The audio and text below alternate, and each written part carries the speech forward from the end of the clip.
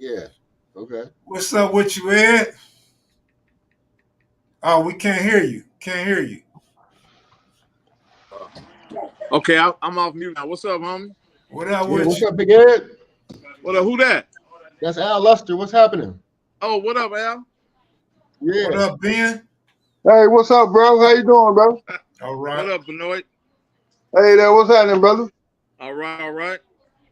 You you Yeah. wasn't you wasn't in a good mood last night, Ben. What happened?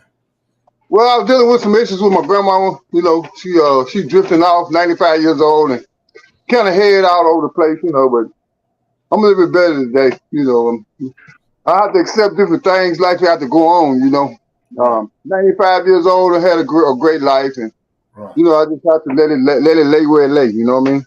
right, So right. that's where What's I'm at. up with you, Al? Al? Al, Al Al, you unplugged can't hear this. anybody? Al I can unplugged hear you this. loud and clear. Oh. Yeah. Hey, here go that crazy dude right here. who? There we go. There we go. Oh, he looking nice and clear today. Who Oh, was no, that? no, all Who? right. What's What's going up, Bo? down? What up, Benoit? What is that? Evan Chateau's that? Hey, who that is? Bo. That's who that Yeah, is. That's What's up, Bo? everything good. Shit. Yeah. Ready to have Yeah. a good time. Yeah. Hey, so what up, Mackies and Maniacs? I haven't heard back from Bro, so I don't know if Bro's gonna appear or not. He works graveyard shift, so he's probably asleep. Second guess, he might be watching the NFL game, watching the Eagles blow out the Purple People Eaters, but probably sleep. He probably sleep Oh, okay. because Yeah, that's understandable. from what I was told, he gets up and cleans up and go to work. So, but nevertheless, I got some of the other partners from the neighborhood right here.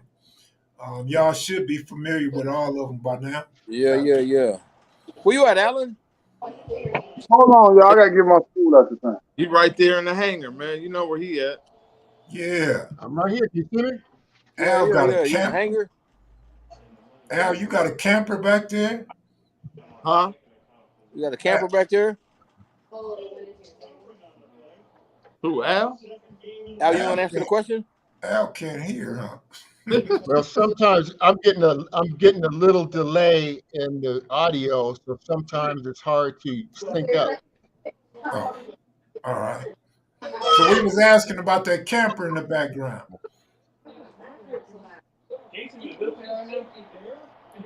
Oh no, hold on, wait. Al got too many devices on. So Babyface Losa Yeah. wants to know who cuz with the NWA hat up there. That's Alan Luster. His dad played professional football in Canada, Marvin Luster. And he's the guy. I don't know if you missed it last time. He flew a plane from LA across the nation and got pulled over or whatever, and ended up fighting a case in the feds for like 3 years. But today we're gonna give you a little more insight into this guy. He's a very unique resident of the neighborhood. Hey, then when I first met Alan, I never seen nobody that looked like that. I thought he's from Canada or France or something, dude. You never seen, this nigga look like, I never seen nobody look like that. I met him in elementary school. I just thought he knew karate. I told y'all that last time.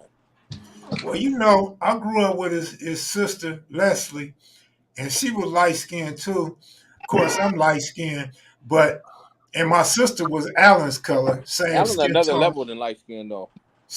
My sister and Al was about the same color, but we wasn't gonna talk about Leslie because we knew David and Alan was gonna be around to take up for her, so we didn't bother Leslie.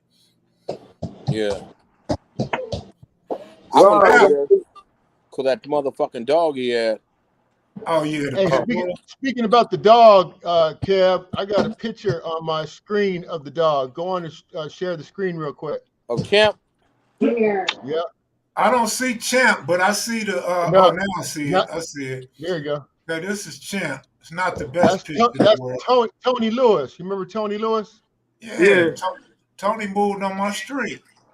Yeah, that's a young Tony Lewis right there. Me and Tone used to go out fighting dogs all the time. That was our little scheme in the neighborhood. We started out going around the neighborhood looking for stray dogs, and then we would go bring them to the gully and make them fight. And that's how I got Champ real strong. Now, I live next door to Donovan Asher. I don't know if you know Donovan Asher now, but he had a dog. It 57 was fake. Yeah. a collie. Yeah, 57 fake Donovan Asher. He had a collie in his backyard, but his dad used to grow weed. And I used to look in his backyard, and it was back in the day when they didn't know that weed is supposed to have buds on it. It's not supposed to be a bunch of leaves. So he had a big old tree in the backyard that had a bunch of leaves on it. And someone in the neighborhood came and stole his weed plant. So he was on the lookout for who was stealing his weed plant. So one day, me and Tone Lou were looking in Donovan's backyard. We weren't trying to go get the weed plant. We were trying to get Donovan's dog to come out so we could go get the dog and go fight. And Donovan's dad saw me, and he thought I was trying to sneak back in his backyard to get the weed. So he chased me all the way down Mullen, all the way to the alley, and I had a bicycle and shit. And I tried to hide in the alley in a little crack way, and his grown dad came and found me, took my bike, and brought it to the house. So I was hoping Donovan would come on the show tonight and tell that story. You gonna jump in his backyard and steal his dog? Yeah, man. I used to. We wanted the dog to fight. That's how you make your dog bad and stuff. It's like fighting them. We weren't at the time. I get that part, but you're gonna steal somebody's dog, nigga? That's crazy. Yeah. We was criminals, real criminals back then, Bo. We weren't faking it. Okay. Hey, Ed. So, yeah, we weren't fake about our shit. That's how I got on the map. I got another story for you real quick just to get it started. I'm gonna share another tab. This is what really put me on the map in the hood. Go on and look at that story right there. Okay, so this is Al. Al makes the front page of the LA Times. $350,000 ATM theft. Tell us about that, Al. Okay, so I feel I came to the hood with more game than anybody else in View Park. Everybody else had their own little game, but they wasn't sharing it and sharing no love. They would keep it to themselves. You ask how many people I put on the map and put thousands of dollars into their pockets compared to how much they put into my pockets. That's how I got started. So that was my Robin Hood effort is to help other, not help other people, but share some love, bring some people in. I can't name any name, although the statute of limitations is over. But yeah, it was front page, LA Times, it was all on the radio and stuff. How did this $350,000 come missing over a 3-day weekend? So it probably made some kind of record. How'd you get the money? That's kind of a little bit how it got started. But let's go back a little bit about how I came to LA. Because I came from Canada, and you talk about square. I was wearing bell bottoms and flooded checkered pants when I first came to Los Angeles. I remember that. I moved next door to Donovan Asher and then the Asher family. And the first thing I noticed about LA is that everybody had bars on their windows. So I tell my mom, I said, I don't want to live here. Everybody's in jail, Then I would go out, me and Donovan would be playing in the front yard, and this helicopter came down over the hood. And I looked up and I looked at the helicopter and said, what is that? And he said, oh, that's the police. And I'm like, damn, the police ride around in helicopters? So it was a culture shock for me coming from Canada into Los Angeles for the first time. And I think that's what first started to mold me into to criminal activity, because I wasn't a criminal in Canada, but when I came to LA, the criminal element came in. Well, the neighborhood you lived in, you had no choice. Everybody, I don't know anyone, maybe a few people in our neighborhood didn't go to prison, but mostly everybody did. I So bet you what makes us do that? Why is it our, you know, we all Let me came tell you from something. This is relatively what good it is, families. man. You know, that's a very good question. But that neighborhood was just a neighborhood where you had to make $1 out of 15 cents. And that's just what it is. Everybody in that neighborhood was the have-nots. So we just grew up grinding and hustling and taking penitentiary chances, but never thinking we're going to get caught up in that mess. And then when crack came to the neighborhood, it was a whole nother element. Like I was telling you, man, now your homeboy mama, they house is the crack house. And that's how when crack came to, I think it probably when I first started noticing it, before I started smoking it, probably around 86, 87, I went to College up North, the University Pacific in Stockton. And I came home and my boy was like, hey man, niggas is selling crack. And I was like, what the fuck is that? Yo, y'all hold on for a second. I gotta go to the restroom. All right. Go ahead. But I'm back. So Well, he's animated today, so we might have to we might can get the Jason Williams story out of him for free tonight. I already paid, so Absolutely. So that neighborhood was just a full throttle neighborhood, and we all knew each other. So it was just that neighborhood. It was just a bomb ass neighborhood. I love that neighborhood, and it wasn't dangerous to any of us because we grew up there our whole fucking lives. We just walk all over the neighborhood, and if you wasn't, I wasn't a gangbanger, and I don't think probably only Kevin. But I mean, Kevin used to cry a lot though when you can barely come out the house though. I remember all of them stories. You can barely walk outside though. Nigga, I know your brother, so I know. So how many of us from View Park ended up in the penitentiary? Can you count the numbers? I bet you a lot, man. A lot. That neighborhood, come on, man. Everybody was going to prison. Yeah. There was one dude to get up, you nearly see nobody because he'll get out of the pen. Now you in there. Then I went 7 different times. And when you went to prison, when you went to prison, Bo, you know, on the streets, it's about blood and Crip, right? But when you went to prison, all that stuff left. It was about being black. Okay. It was about being black. Let me tell you something. I tell people, brothers, you feel super protected in there because you know no other race ain't nobody gonna fuck with you. If you put yourself in a trick bag with another motherfucker, a brother, then that's because you got into it with him. But you can't set tripping, ain't nobody set tripping, and you feel super protected, like ain't nobody gonna fuck with me in here. No one is gonna fuck with you unless you gambling or I seen a gang of fights over football games. And you ain't even at the motherfucking game. You in prison, and I seen niggas fighting over football game. That ain't even a bet. Just arguing about the game. Oh, nigga, this team ain't shit, and neither are you. Bow. Now I think I never played dominoes because there's always a problem. In domino games, niggas calling 5-5, bitch. Like, hold up, bro. Hold up, hey, Ed. Yes. You I know you caught a few cases, but you never been to prison, huh? No, man. I've been to all the little substations and the county jail, but never prison. Smart man. Smart man. Hey, prison a whole nother level. And I seen brothers in prison getting Buck Rogers date over bullshit. I seen a nigga when I was in Folsom. This nigga had caught with $40 worth of dope. That's 4 rocks. And he got 8 years. So white boy had a whole kilo of cocaine trying to get on the airplane and got 16 motherfucking months. Now you can't tell me that's just, you see the racism in white boys when you go to prison. You see that all that, ain't nobody, that's some bullshit. The way they treat brothers in that motherfucker is fucked off. Brothers getting fucked up cases, a gang of time for some bullshit.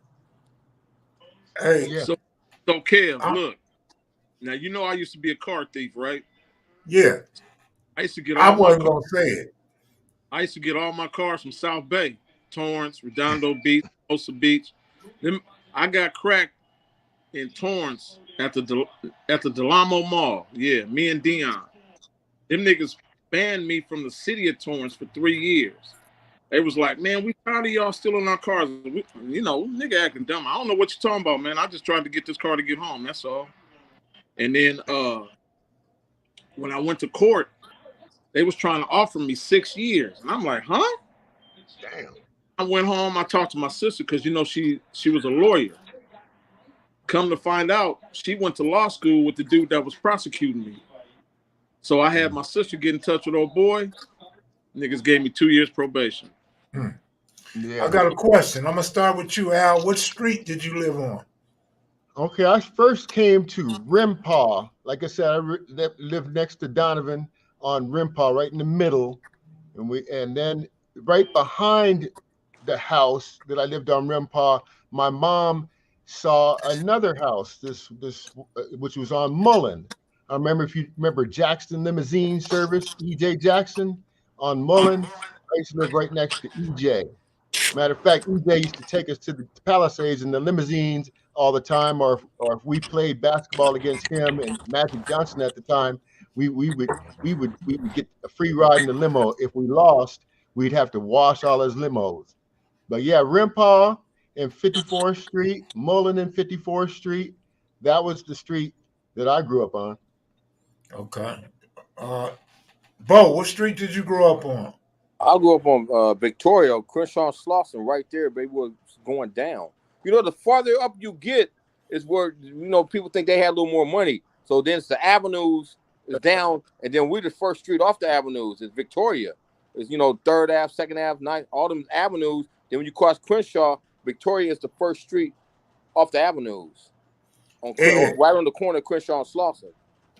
And then you keep going up farther, then, until you get to Baldwin Hills, Windsor Hills, Ladera, all them streets. But the farther you go up, going towards 54th to school, is where you think the people had a little more money than everybody at the bottom. Ed, what street? I grew up on Alviso, 3 houses from 54th Street. That's why they call it the Hills, bro. Well, that's what it is. But everybody. So basically, well, let me ask you a question. Okay, geographically, what would you consider the hills to be? I thought once you went up over what's that, Overhill, and then made that right on Northridge, that was considered the hills both ways. Overhill ain't considered the hill. No. I said Northridge. Once you go up in there, that is Windsor Hills. That is Windsor Hills. That is the hill. I'm talking about to the left. When you go to the right, that's View Park, and to the left, that's Windsor Hills, right? From what I understand. To the right is if you're going up Slauson going towards the Fox Hills Mall. If you go to the right, that's Windsor Hills, and right. That's what I said. That's what I said. That's exactly what I said. If you go to the if you coming up over here from Slauson, if you make that right at Northridge, then that's View Park, correct? No. Yeah. Well, they consider it View Park now on the street signs, but it's always been Windsor Hills. That's Windsor Hills Elementary School right there. Elementary school right there. And if you talking about going up Northridge? What's that? Valley Ridge? That ain't Valley. Is that Valley Ridge? The street that Greg and them used to live on. That's what's that? Yeah, Mount Vernon. Yeah. Them are the rich boys over right there, dude. So don't get it twisted. Hey, Benoit, what street did you live on by the jungle in Baldwin Hills? I lived on Hillcrest, 4570 Don Ricardo. Yeah. Gang wise, but y'all don't gang bang. The Hills is everything west of Crenshaw. So Bo would be considered a hill if he was a gang member. No, that's not true. Because that's the first street. I mean, whatever you want to look at. Come on, man. Baby Wino and all them dudes are down that way. Them over hills. Everything west of Crenshaw, bro. Everything west of Crenshaw is over hills. Yeah, Crenshaw Boulevard was always the border for me. Victoria and Slauson ain't Overhill. Yeah, it is. But stick to what you know, though. Stick to what you know. Look, I got a problem with you saying Al and them stealing dogs. Man, you were stealing shoes out of Foot Locker. I was smoked out when I was doing that shit too, though. I just said I was crazy. You want to steal somebody's fucking dog? Steal somebody's motherfucking dogs? But I wasn't. No, when I was stealing shoes out of, I worked at the Foot Locker. I wasn't smoking. I was a young kid, and I just was boosting shoes. That was when the Jordans first came out. That was in, I think, 89 or something. I wasn't smoking yet, and I was just like any motherfucker. If you got to hit a lick on some tennis shoes, some Jordan, I worked there, and I was stealing all the shoes. I robbed them after I got fired, and then I started smoking. Hey, all of us. And what your robbery consist of? What you robbing for? Money. You went up in there with a gun? That's how you rob a motherfucker, though. It was Christmas time. I thought I could get away with it. Well, I don't know, man. I'm just a little old country boy from Monroe, Louisiana, so I don't know nothing about all that stuff. You know what I mean? Hey, let me ask you Hey, this. Joe, I ran. You know where that dealership is right there on Slauson? I think it's a Chevy dealership.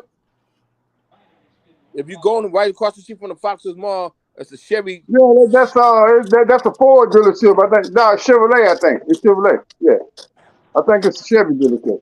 Yeah. I'm trying to get my time together, y'all. With my camera showing. Y'all wanted to be the Overhills. Don't move okay, nothing. You look fine. Hey, all of our parents owned homes back in those days. That's a right? trip, man. It seems like today, with the income that you make, we can't even think about owning a home in View Park anymore. What do you think about that? Hey, Ben, Al, Ben, You did ain't you no want? niggas got no money. Them houses up there is $1 million something or close to $1 million, if not over. But All of our parents had regular jobs and they could afford to live in the houses up in the hills. Today, a regular job, you can't afford to get an apartment.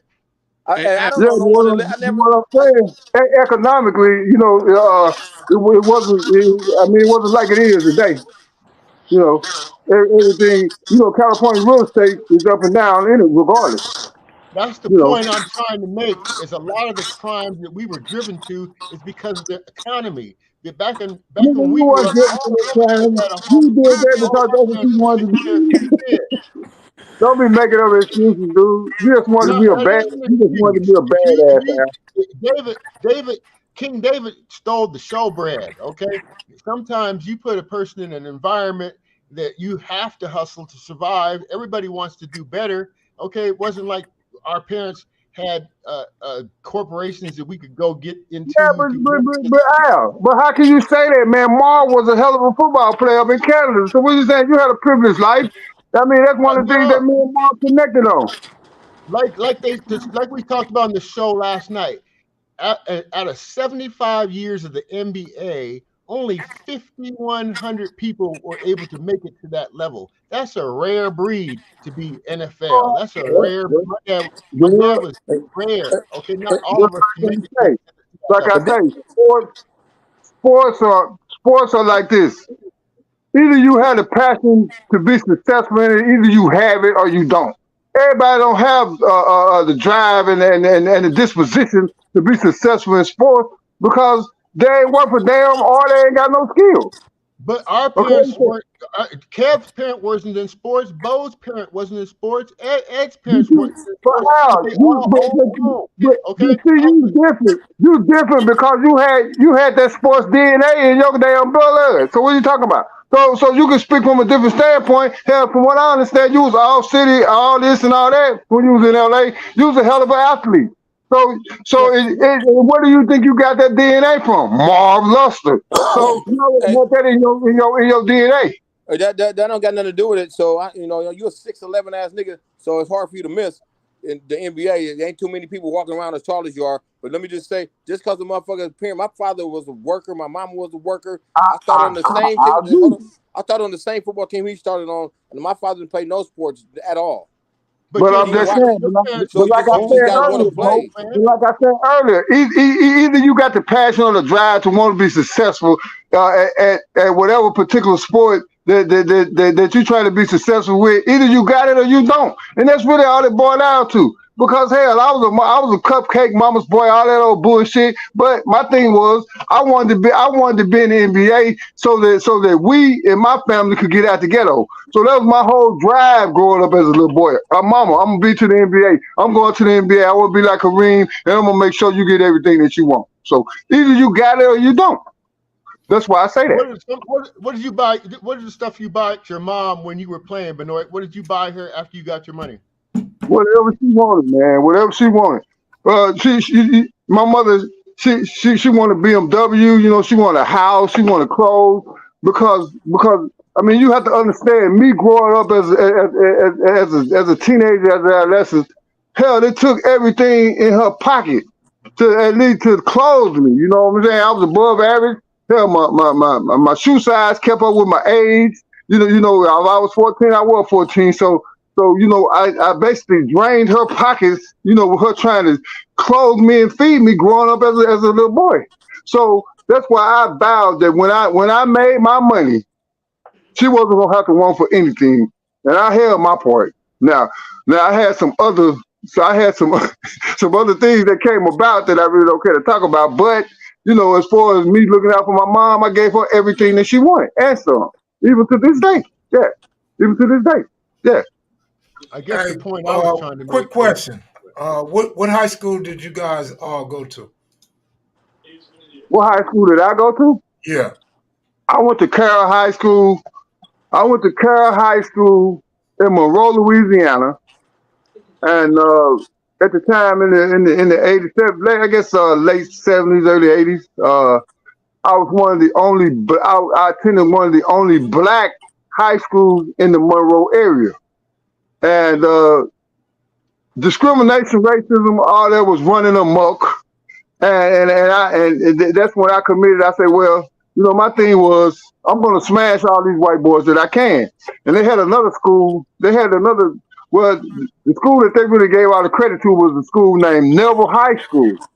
And the Tigers, and they was quote unquote, the white school of Monroe, and them and Washita has, and then so it was a personal thing to me that I had to make sure that I crushed them.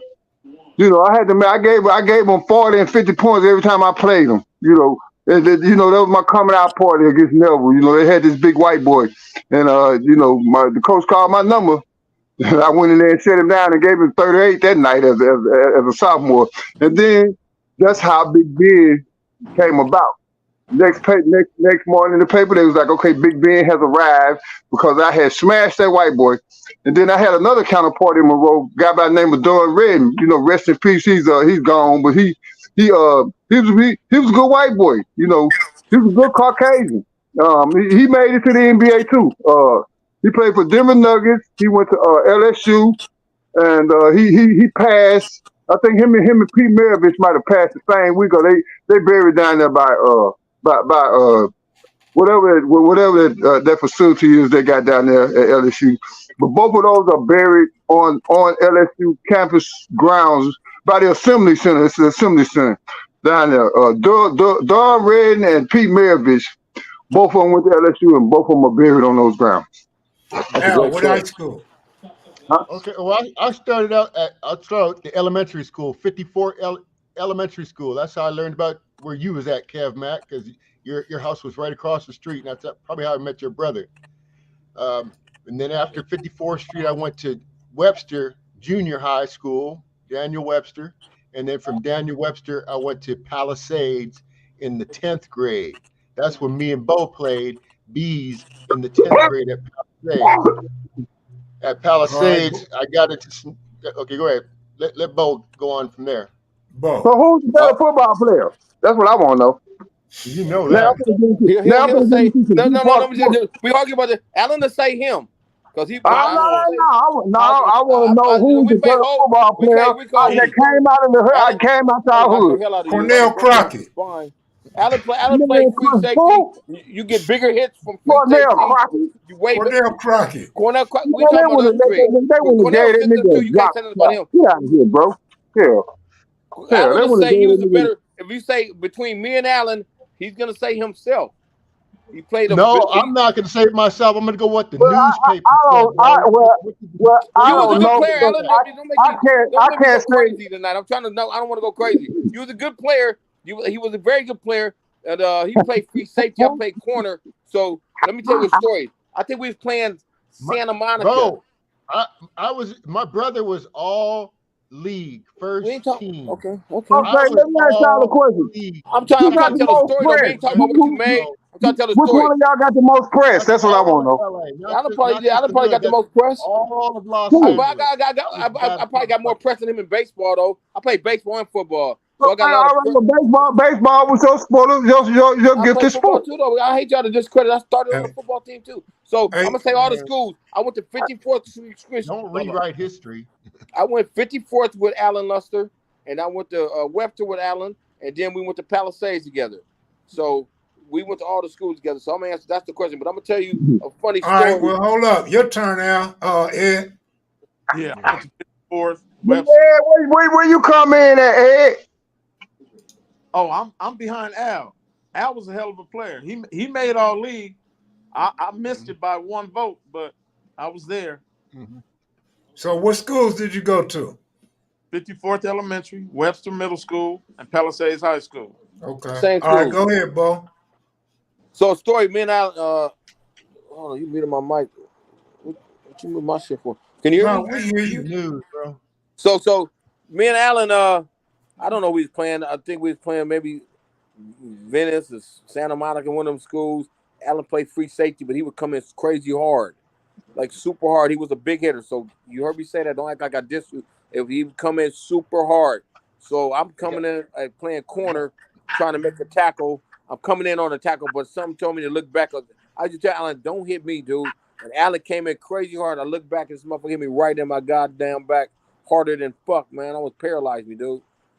Remember you got me high with them white boys that time, dude. Me and them 2 blonde white boys, and Alan, we gonna go smoke some weed at lunchtime. And we got Shout out to Tim and Todd. Shout out to Tim and Todd, the 2 white boys, the twins. Them 2 crazy ass white boys, man. And I'm high as a motherfucker. I'm like, man, what kind of shit is this, man? So what kind of weed was we went, Kev? Edmund, we drove up all in these mountains by motherfucking Pepperdine. We going way far from the school. I'm nervous, like, man, why we going this far? All of the mountain high as fuck. I said, man, what kind of weed is this? And we dipped it in morphine, dude. Oh my goodness. What the motherfucker did, dude? Hey, any of y'all played with Cornell Crockett? I played with Cornell Crockett. Yeah, all of us played with Cornell Crockett. Oh yeah.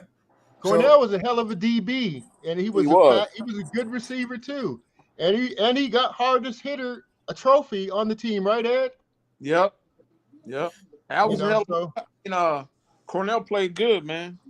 That nigga was a buster. That nigga was a buster, nigga. That nigga was a buster, man. Yeah. Hey, chill. Hey, what about Manny Miller on hardcourt?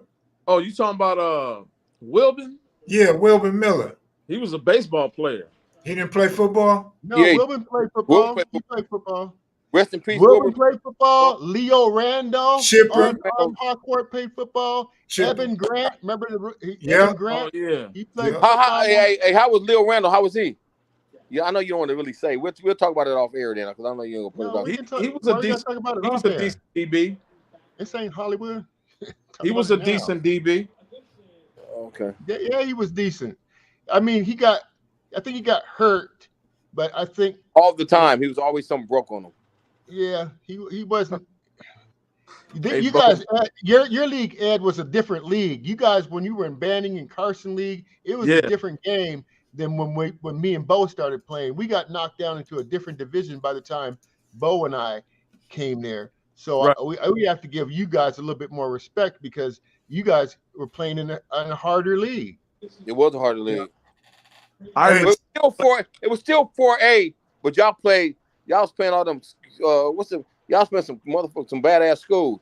But we still was 4A, but we still played Crenshaw, we played Venice, we played Banning, we played that one league. We didn't play Banning. We didn't play Carson. We played in the preseason game. We played Carson, Banning, but the league games, it was Crenshaw, Venice, Santa Monica, Southgate, Wilson. Those pretty tough schools as well. Yeah, it was tough. I'm just saying it was a different league. I remember when we was playing. I want to see some press. I want to see some press clippers. You know, y'all talking all this. I want to see some press clippers. Who got press clippers? Yeah. Alan probably got some. Hey, Joe. Yeah, Ed got some. Where they at? Hey, Joe. Yeah. Y'all talking about who was bad and who was this, that, and the other. I want to see some press clippers. I want to see what the public say. You know what I mean? Yeah. I'll be right back. It's good to say. It's good to say what you are. You know, out there, so on and so forth. But I want to see some press here. What the sports writers say. You know what I mean? I want to see what the sports writers say. Get them on the field. If I had time to go through the garage and the boxes, nigga, I'd get it. All right. So look, Joe. On the 60 side, A lot of them dudes went to At Palisades least too. you got some. At least you got some. At least you got some. That's all really. Big Crazy Boy, Little Crazy Boy.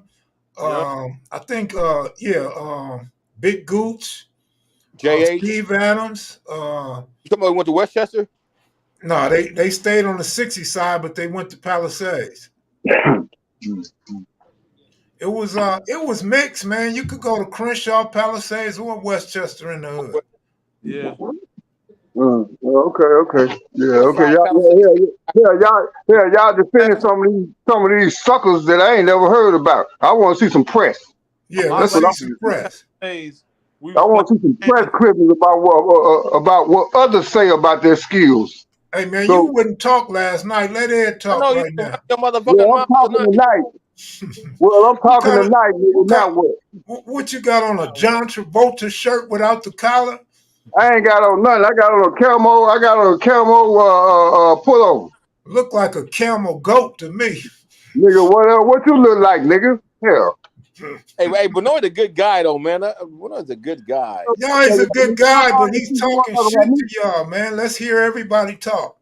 All right, it's cool. I'll say I'll tone it down or whatever. But I mean, y'all Yeah, said you y'all want gotta me to tone it talk. down, man. Kevin, just keep on Yeah, going. now I'm talking. Now that's a damn problem. So break up your mind. Either you want me saying something or you don't. Go ahead. I'm Hey, It's your Kev, show. Kev, Go ahead and talk for Kev, can you 2 share hours. my screen for a second? Can you share my screen? Go ahead. Kev, can you share my screen? I got to pump my boy Benoit up. Let's get a little bit of clip. Yeah. I got you. Well, Okay, here we go. You saw that last night. I'm Well, just everybody saying. didn't see it last night. There it is. Whoop, there it is. What you gonna say? Okay. that's a You young can't do that. Benoit right there. Yeah, all right. Nigga, that was my prime year. I was in Seattle with Kemp now. And all them cats, man. Giving them niggas the business. That's Jordan now. I mean, Play that's some all of we my should Creighton be, giving highlights. each other props instead of trying to tear each other down every time. Everybody got their own talent. God said, let your light shine. You didn't say try to Exactly. turn somebody else's light off. Let I your ain't light trying to turn shine. nobody light out. But I'm just saying, I don't care what you say. I ain't trying to turn nobody light out. Hell, I paid my dues. I paid my dues to say what I say. And it is some sucker niggas out there who always talking that BS like how cold they was, but you ain't never hear nothing about them. So Well, that's just what I'm let talking your about. light shine. Don't be worried about trying to turn somebody else's light off. I Just ain't let trying to turn. I'm talking your about light shine. myself, Alan. I'm talking about myself. Okay. I I'm agree with talking you, about how brother. hard I You work. My shine. body of work. My body of work Okay? speaks for itself. So people can say what they want to say, but one thing they can't take away my 17 years pro. So that's what I'm saying. And I earned the right to say Exactly. what I want to say pro-wise. Go, Benoit, That's you ain't what got to I'm saying. explain yourself to nobody. Do what you want That's to why I do. like you. That's what I'm talking about, man. You got to do whatever you want to do. You ain't got to explain yourself to Exactly. I'm good. your I'm motherfucking good about it. No, What let me year Yeah. ask did you y'all something play though. at Palisades? Hey, Huh? so look, my last year at Palisades, we played Banning for the championship, and we was losing like a motherfucker. And Michael Allo was a running back for Banning. That nigga took off down the sideline. We And thought he y'all keep was going to catching. score again. That nigga Dave Luster, Allen's brother, came out of nowhere, nigga, and tracked that nigga down and clothes hung his ass. Boom, right at the 5-yard line. I couldn't believe it. I said, damn, when did Dave get so fast? He did not want that motherfucker to score. I ain't. So, Dave so was what fast for year a did big guy. y'all play? I used to have problems trying to beat my brother because I ran about a 4.6 40, but Dave was right there at 4.6, but he weighed 220 pounds. Yeah, Dave wasn't no joke. Hey, the Al, fastest on that team was Jerry Martin and Bo Hawkins. Alan Luster was not a fast defensive back. Al So was fast. Al was Let fast me for ask his you skin that. color. They were faster than me. What position did you play, man? I played The cornerback. bench. Oh, Oh, excuse me. so that's what y'all arguing about. Who's the best Blame cornerback? it on the coach. No, he Talking about the played free coach safety. Allen hating was a on him. big hitter. I ain't gonna take nothing. Allen was a big, giant hitter. So Hey, Yeah, let I me know. tell you a story since you told a story. Okay. I played in a Southgate game when I was playing at University High, and I caught this dude coming across the middle and knocked him out, and they had to stop the game. Later on at San Diego State, my brother told me this story. He said, man, I'm roommates with Webster Slaughter. He said, you hit him so damn hard that game, it knocked him out. Webster Slaughter ended up going pro in Cleveland playing with Al Bell and stuff. But so So I've stopped a few games. That's my definition of a hard hitter. Did they have I to tell you, stop I the tell you. game? Did the motherfucker just stop everything because you hit some motherfucker so hard? That is what I define as a hard hitter. So how many games have you stopped, Bo? Oh, shut up! I knew you could have come to that. Okay, You so idiot. so listen. I knew this Listen. motherfucker was coming. I mean, None. I'm not hating on you, but if you start hating on mine, you try to. I nobody hating on. I just said you wasn't Speak fast. about yourself, okay? Shine your own light. I know what I did. Hey, another. Don't get in your feelings, Alan. Don't get inside your feelings. Hey, Kev. Don't work with your emotions. I'm sorry, I gotta mute y'all, man. Quit unmuting yourself, Bo. Simple question. What year did you fuckers play at Palisades High School? Alan getting all in his feelings. Bro, I'm just trying to brag about what I did. No, you got your feelings though. What year did you play for Palisades? Okay, I played at Palisades. What's that? We graduated in 1982. Me and Alan. Edmund Chateau graduated in 81. But I was there. I didn't play. I didn't stay at Palisades the whole time. I started out at Palisades in the 10th grade. That's when I first met Bo playing bees. And yeah, Bo was a starter at that time. Okay, and then I was with Albert Bell, and we used to go sneak into this bathroom and go up there and smoke some weed.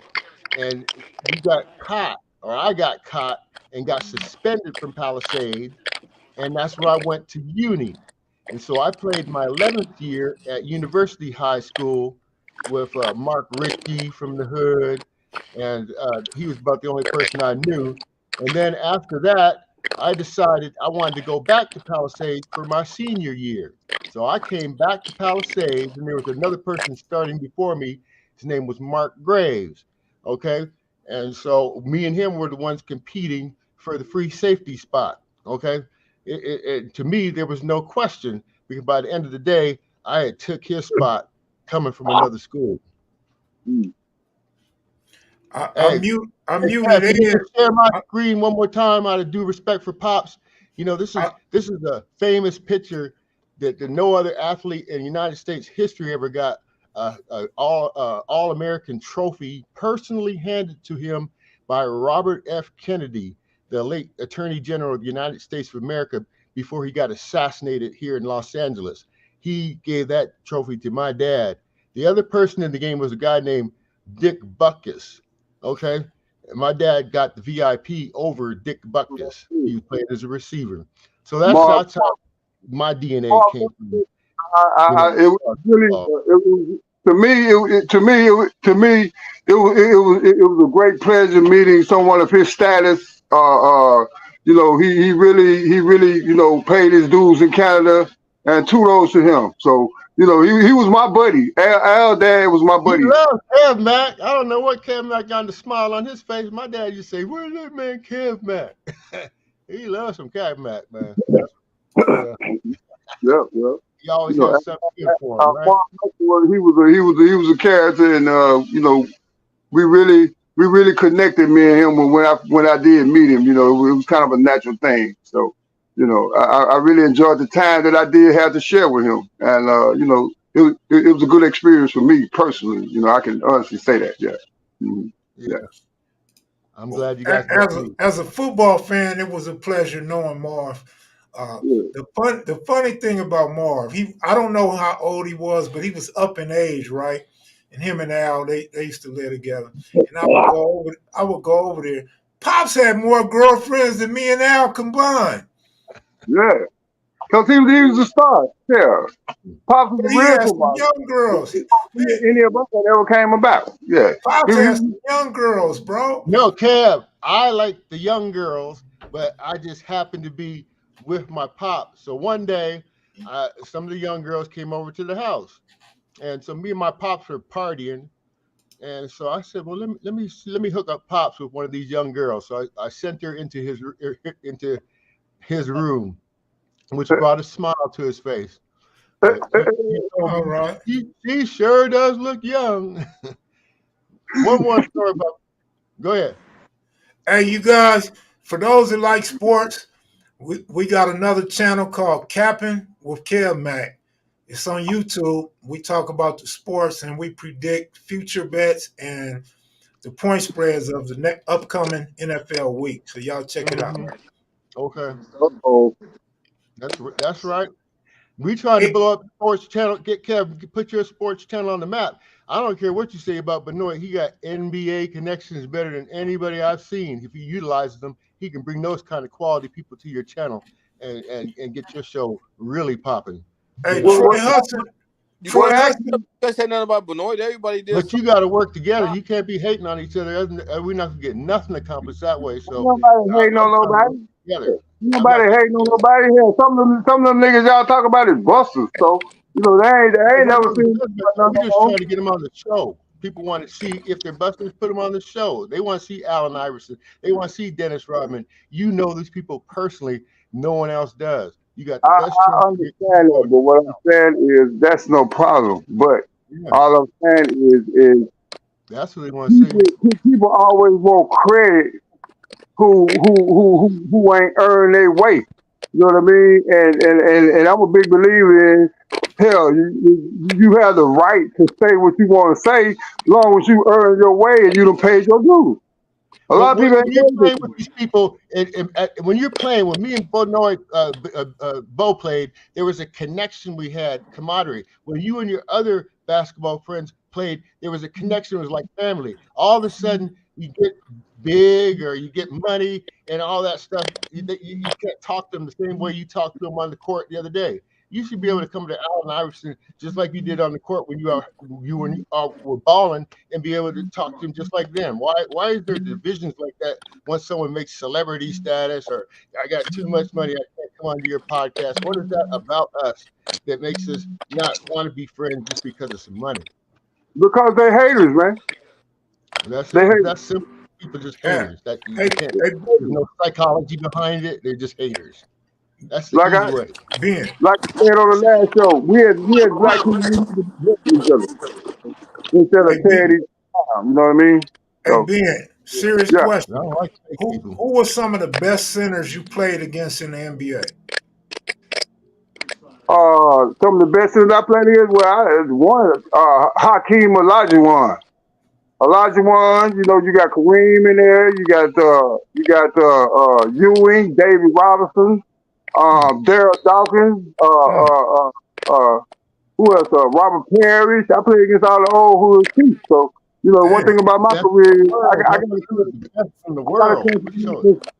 some of the greats from all eras, both the last era and the current era when I was going into the league. So, my career overlapped with a bunch of old schools, and hell, they was the one that taught me really how to play the game and how to respect my job being a professional basketball player, because I ain't had no concept.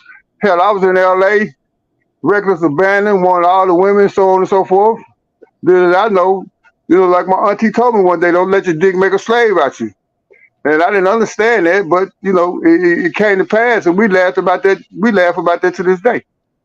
So how is it possible for someone like you coming from Monroe, Louisiana, get a $13 million contract to LA? How could you control your dick? Could you do that, Bo? Could you control your dick? Could you be a Christian, Kev, if you had that kind of power? No. Okay. No. I didn't have that kind of power to control myself at the time. Hell, I was young, rich, handsome in LA. Hell, all the women wanted me. Hell, I couldn't say no. So, it consumed me. But, I survived it. So I survived it, and I'm here today, and I'm glad that I survived it. But hell no, I won't go back through all that stuff I went through back then. I really couldn't take it. I don't think my body could take all this stuff. Is there any athlete out there today that can take it? Who is the one doing it? Like I heard, like LeBron James. Is he that squeaky clean, or is he really got something on the side going on? What do you think? Well, I think it has a lot to do with I call it the science portion of athletics. Where you take care of your body and No, from what no. I understand. I'm saying you came to LA with $13 million in your pocket and had access to any woman you want. Can LeBron James do that? Did Shaq do that? Okay. Did they have something else going on the side? Are they really sincere, or is it it's just a game? It's a show. You were talking about how each member would try to Well, have sexual. well, I mean, it just depends on how you look at it. Some guys keep their image squeaky clean. Me, I Not was a their hood image. nigga. What were they really doing? Is the question. You said you So, couldn't so I handle it when can't you say came what to they were LA. doing. I can't say what nobody else doing. I can only tell you what I You was didn't hear doing. them do the grapevine? Was everybody being loyal to their wives or stuff, or was everybody just fucking each other's wives because they didn't Hell have much no, wasn't power? nobody being a lawyer, nigga. We had plenty of Mom, women to do. this is That not point. you Yeah, crazy. Gotta be a actually, that's when the women want you more. When if you had somebody, shit. hey, what That about AC Green? oh yeah, Well, he was a different breed. He was a virgin and all that. So, I mean, he was one of the one that really stayed true and loyal to whatever virgin he like was me, doing. like me, the Pope, a virgin like me. You ain't no You damn know me. virgin, don't nigga. get it twisted, man. Al might be a virgin, man. I'm born again, bro. Man, Al ain't I've no been damn virgin virgin. for the last 10 years. So is a man thinking, so is he. Hell, that's all I'm gonna say. So is a man thinking. So if you thinking and doing all the other stuff when it comes to trying to get you a piece of tail, then so is a man thinking, so is he. Well, hell, if you're thinking about getting some, then you might as well go ahead and get it because Hey, let me it tell don't you it ain't something. gonna matter. Hell, Hey, What kind of education did the NBA give you guys about having to deal with that type of power, deal with that type of none. We didn't have no education. We learned on the fly, bro. We had to learn how to be men and do our own thing. This was before the NBA employed all those programs about different things. So yeah, yeah. Were hey, there hey, any bigger Benoit. mentors like Kareem? You said tapped you on the shoulder and pulled you to the side, young man, and tried to teach you about LA and all the attacks you're going to be getting from these women trying to get you pregnant and get babies. Who? You just said you just on your own, $13 million in LA at Pretty 18 much, years old. pretty much, yeah. I was, yeah, absolutely. Come from Monroe, Louisiana. I was, sure was. So And that trying was to an navigate easy thing to get through names without having and to deal with these wolves out here that I wasn't used to. try. Hey, Fran said, "Oh, you was a big player, huh, Benoit?" Who? Fran. Well, I mean, I had my share, man. It don't cost me millions of dollars. So, yeah, I had my day. Yeah, I did. Hey, tell Cost you millions of dollars. Yeah, it cost me millions. Yeah. Hey, so look, I got a question. Last night, the Clipper players, some of your, from your old team, was talking about the owner coming in there wanting to touch on people and look at these big, tall black men. Oh, Did that don't go tell them on? that story. Don't tell them that story. You need some cash app for that one. Don't tell I them. just, I just want to know if it was going on in other locker rooms too. No, you don't know. Benoit, he had him bent over. Don't tell him that story. Yeah, what are you talking about, bro? What? What are you talking about, Alan? Go ahead now. Hey, I wouldn't tell them unless they send the cash app for that one. That's for the books. What? About Sterling, right? Hey, You want to tell have him he's trust on Benoit? so full of shit. I don't know nothing about that. Well, I do know that Sterling, he was soft, and we all knew that he was, switch hitting. But no, he never approached me or nothing. No, because I was one of them crazy radical motherfuckers. Didn't nobody really mess with me too much. Hey, He lying. Keith Kloss was radical. He tried to hit on Keith Kloss. Well, then that's him. He ain't trying to hit on me. So hell, maybe he was maybe he was felt comfortable with that generation, but we never went through none of that. I Yeah. mean, matter of fact, Sterling never did come in our locker room. He never did come in our locker room. He never So did. Come in our locker room. you are an independent person from the conversation we had last night, Kev, verifying that Sterling was a what was he? Some kind of freak? Yeah, for those that didn't see the show yesterday, I just want to let them get a glimpse of what the conversation was like last night. Where the hell you guys going? The police at your door? I got to piss. Kev Mack, but where Lamont at? I don't know, man. That's your homeboy. Yeah, he is. It's your brother. You the one that had a fight with him in 4th grade. That was in 6th grade, man. I thought he was gonna kill me, dude. He was trying to kill me. He was trying to kill me, dude. I swear to God, man. I had to fight for my. I felt like I had to fight for my life, dude. He just bombed on me out of nowhere, dude. He's playing basketball. I wanted to tell Hey, him, but Kev, man. this is a little more personal. You and Lamont are brothers, and I know, but it seems like there's a little tension. You're not as close as brothers should be. Me and my brother aren't as close. Sometimes something happens, but can you shed some light on that a little bit, or is that No, you know what? A lot of people get confused. There's no tension, at least not from me. How he feels, I have no idea. But me and bro get along well when we together. It's just that big brother, little brother thing. He been in prison all his life, so he hasn't elevated to where he understands that we equals.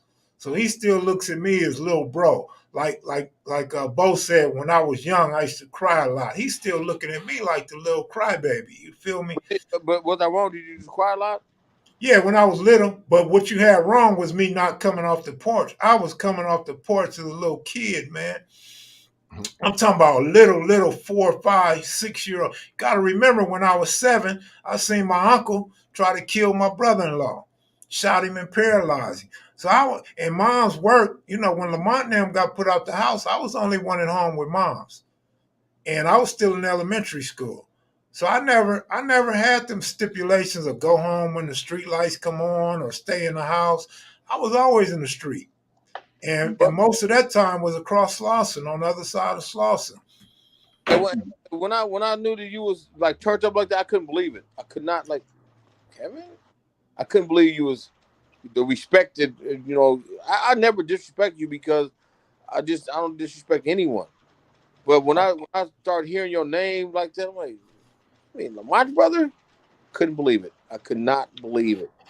And Kev, just so your viewers know a little bit more about our relationship and you now with this technology, have I, been helpful to you in the past, getting you the cameras and drones, laptop computers and stuff? Hell no, you ain't been helpful to me. I've been so mad at you that when they broke in your car and stole all your shit, I was mad. I didn't beat them to it. Al, you always had a hookup. You was always doing your credit card thing. You was a hell of a hustler. You was one of the most elite hustlers I ever knew in my life. Me too, dude. But I used to be so mad because you'd be like, Kev, I got a drone for you I sell it to you for $200. You would never bring the drone. Then you say, hey, I got this computer. Then you get the computer stolen before you sell me the computer. You would have all these things, these Drake beats, and you said camera. I don't never remember getting no camera from you. Something always happened. Either you went to jail or somebody stole your shit. I would never get the goods. So I used to be mad at you, like, why is Al playing me like this? Okay.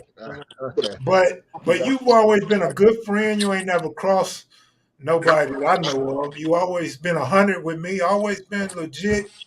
Always been a man of your word, man. And you know that's why I still mess with you to this day, man. We ain't never had no arguments or no fights or nothing like that. And even though me and Bo know you since you were just inside the house while me and your brother were out doing crazy stuff, I've watched you mature over the years into a man.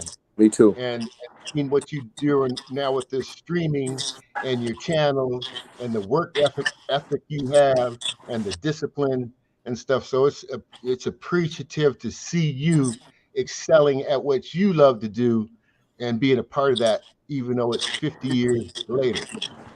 And let me and it's legal. And it's legal. Let me piggyback off that. I'm really proud of you, Kev Mack, because I seen you go to a man like this from a little bitty boy to when I seen you at the barbershop that time. It was years ago, and you were just so respectful to everyone. And I'm just like, damn, I'm really proud of you, dude. I am. I got your phone number. I called you when you gave me your number. I probably called you 65 times, and you'll never answer the phone. You know the problem, Bo? I don't answer phones that I don't have the name in my phone. You answer it now, Neil. You do answer it now. Mar, what up, homeboy? What up with you? Hey, how's it going? they had a question about did the 60 side of Slauson attend Westchester? You get the 60 side? Is that Yeah. who? Is that Marlon? Yeah, that's Marlon. What do you mean 60 side? What do you mean? Nigga, the side of Slauson you lived on. Yeah, a lot of the homies went to Westchester. What school did you go to? I went to Paris. Who the Steve Palisades? Adams. Huh? Steve Adams. Steve went to Crenshaw. He went to Pally first for 2 years with me. Yeah, I don't even remember that. What about Ronnie Peters? Ronnie didn't go to Pally. He went to Yes, Crenshaw. he did. He did go to Pally. But shit, man, why you asking me this? Because I want you to tell them that they went to Palisades and Crenshaw on where you live. Yeah. I don't remember Ronnie going to Pally though. The only one I know that went to Crenshaw the whole time was Calvin. Rest in peace, Rodell. Yeah, Cal went to to the whole Crenshaw. time. Yeah. What about Dana Smith? Little Papa Squally. He went to Pally. TikTok. Pally. See what I'm saying? Everybody went to Pally over there, man. All the olds went to Pally, man. Come on, dude. Yeah, I mean, yeah, because Loon and them went to Webster, but then they went to Crenshaw. They went to Crenshaw. Mm-hmm. Yeah, that's what I was telling everybody. Crenshaw, Palisades, and Westchester. You even had some people went to Dorsey at some point. A couple people. I think the generation, like you say, most Ron and Eddie Wake and all them, they all went to Westchester. That was a Westchester crew, pretty much. Mm-hmm. Yeah, we had our pick of the litter, junior high school and high school. Yeah. Junior high, everybody went to Webster. Marlon played at Summit too. Yeah. Didn't you play at Summit, Marlon? Yeah. I'm a star up there. You mean? Yeah, you was good. You was a good athlete. That neighborhood produced a lot of good athletes, but then they got on some other shit. Oh yeah. We were just talking about that. Me and Kill were just talking about that. We didn't have nobody to really push us to keep us in there. No, we didn't have no mentors in the neighborhood as far as sports go. The streets was the mentor, man. Everybody, all them dudes came out of Summit, man. They're a little now was bomb ass athletes. A nigga knew all the OGs, but didn't know no agents. I mean, like you say, I think the biggest name growing up there out of our hood, I mean, was the Strawberry.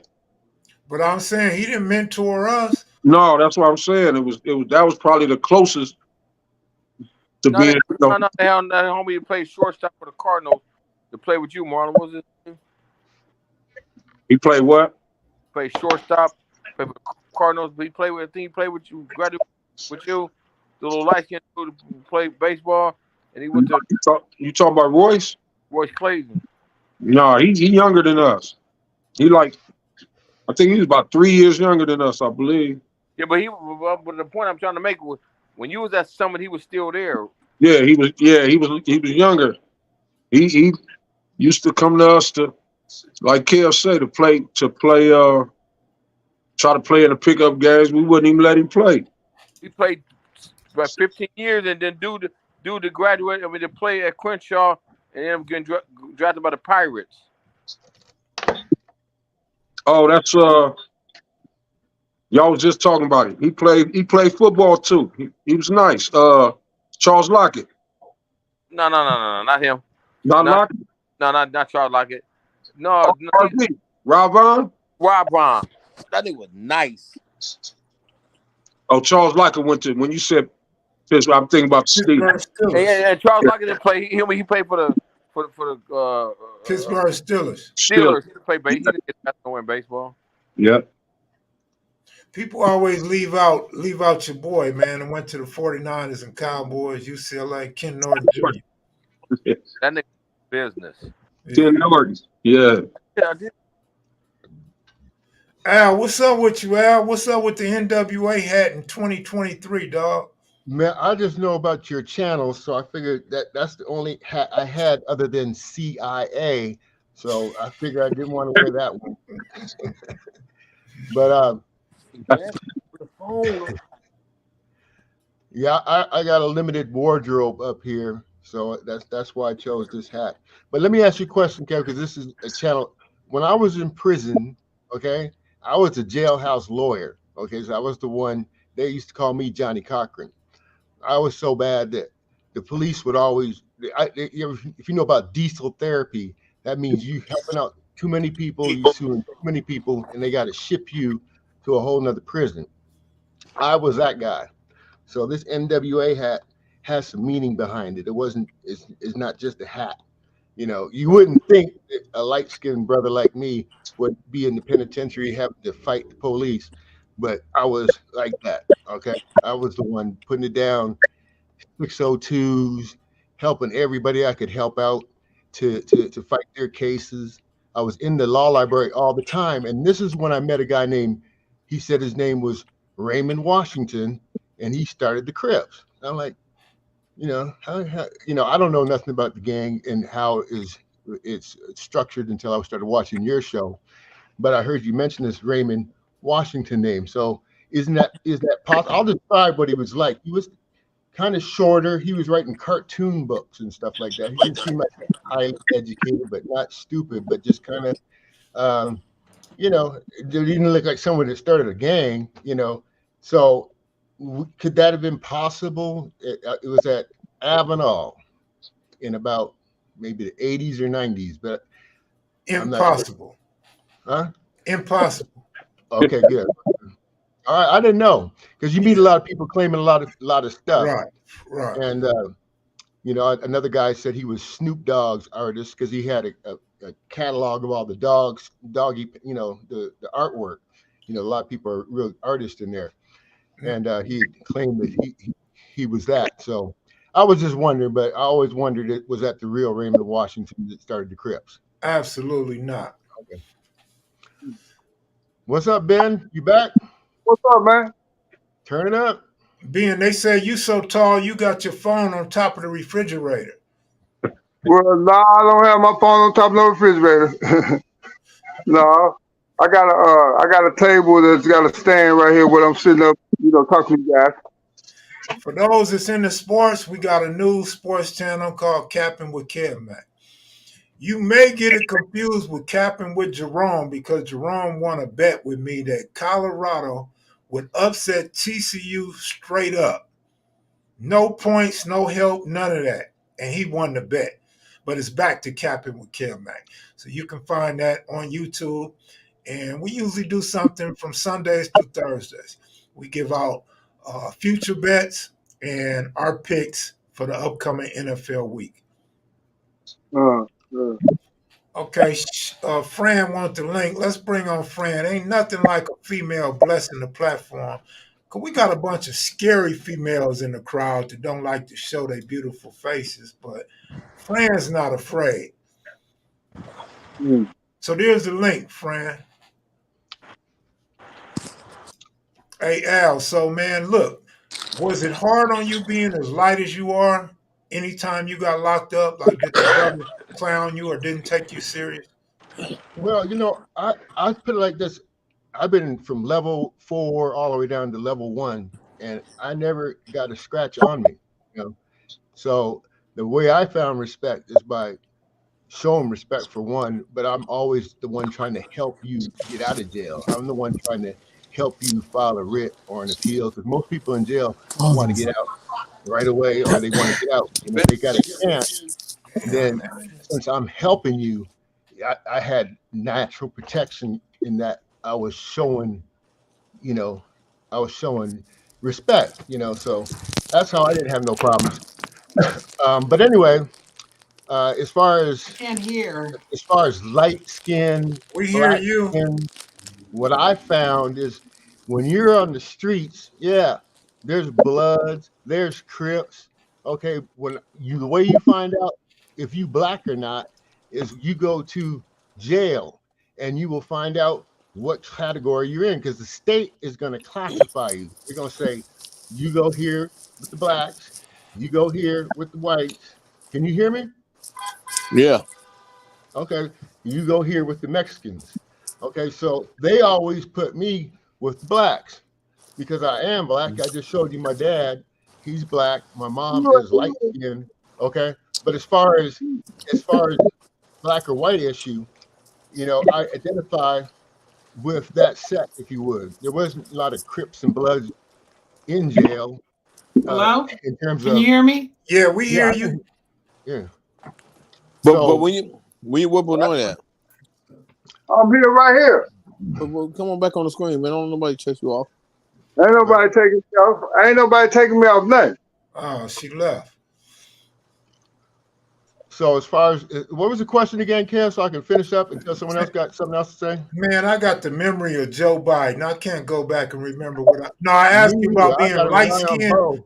I asked you about being light skinned. I asked you about being light skinned on a level 4. Did you have any problems? Well, like I said, because I was light skinned, yeah, it's that way on the street. If you're light skinned and you're black, or if you're a house Negro, and if you're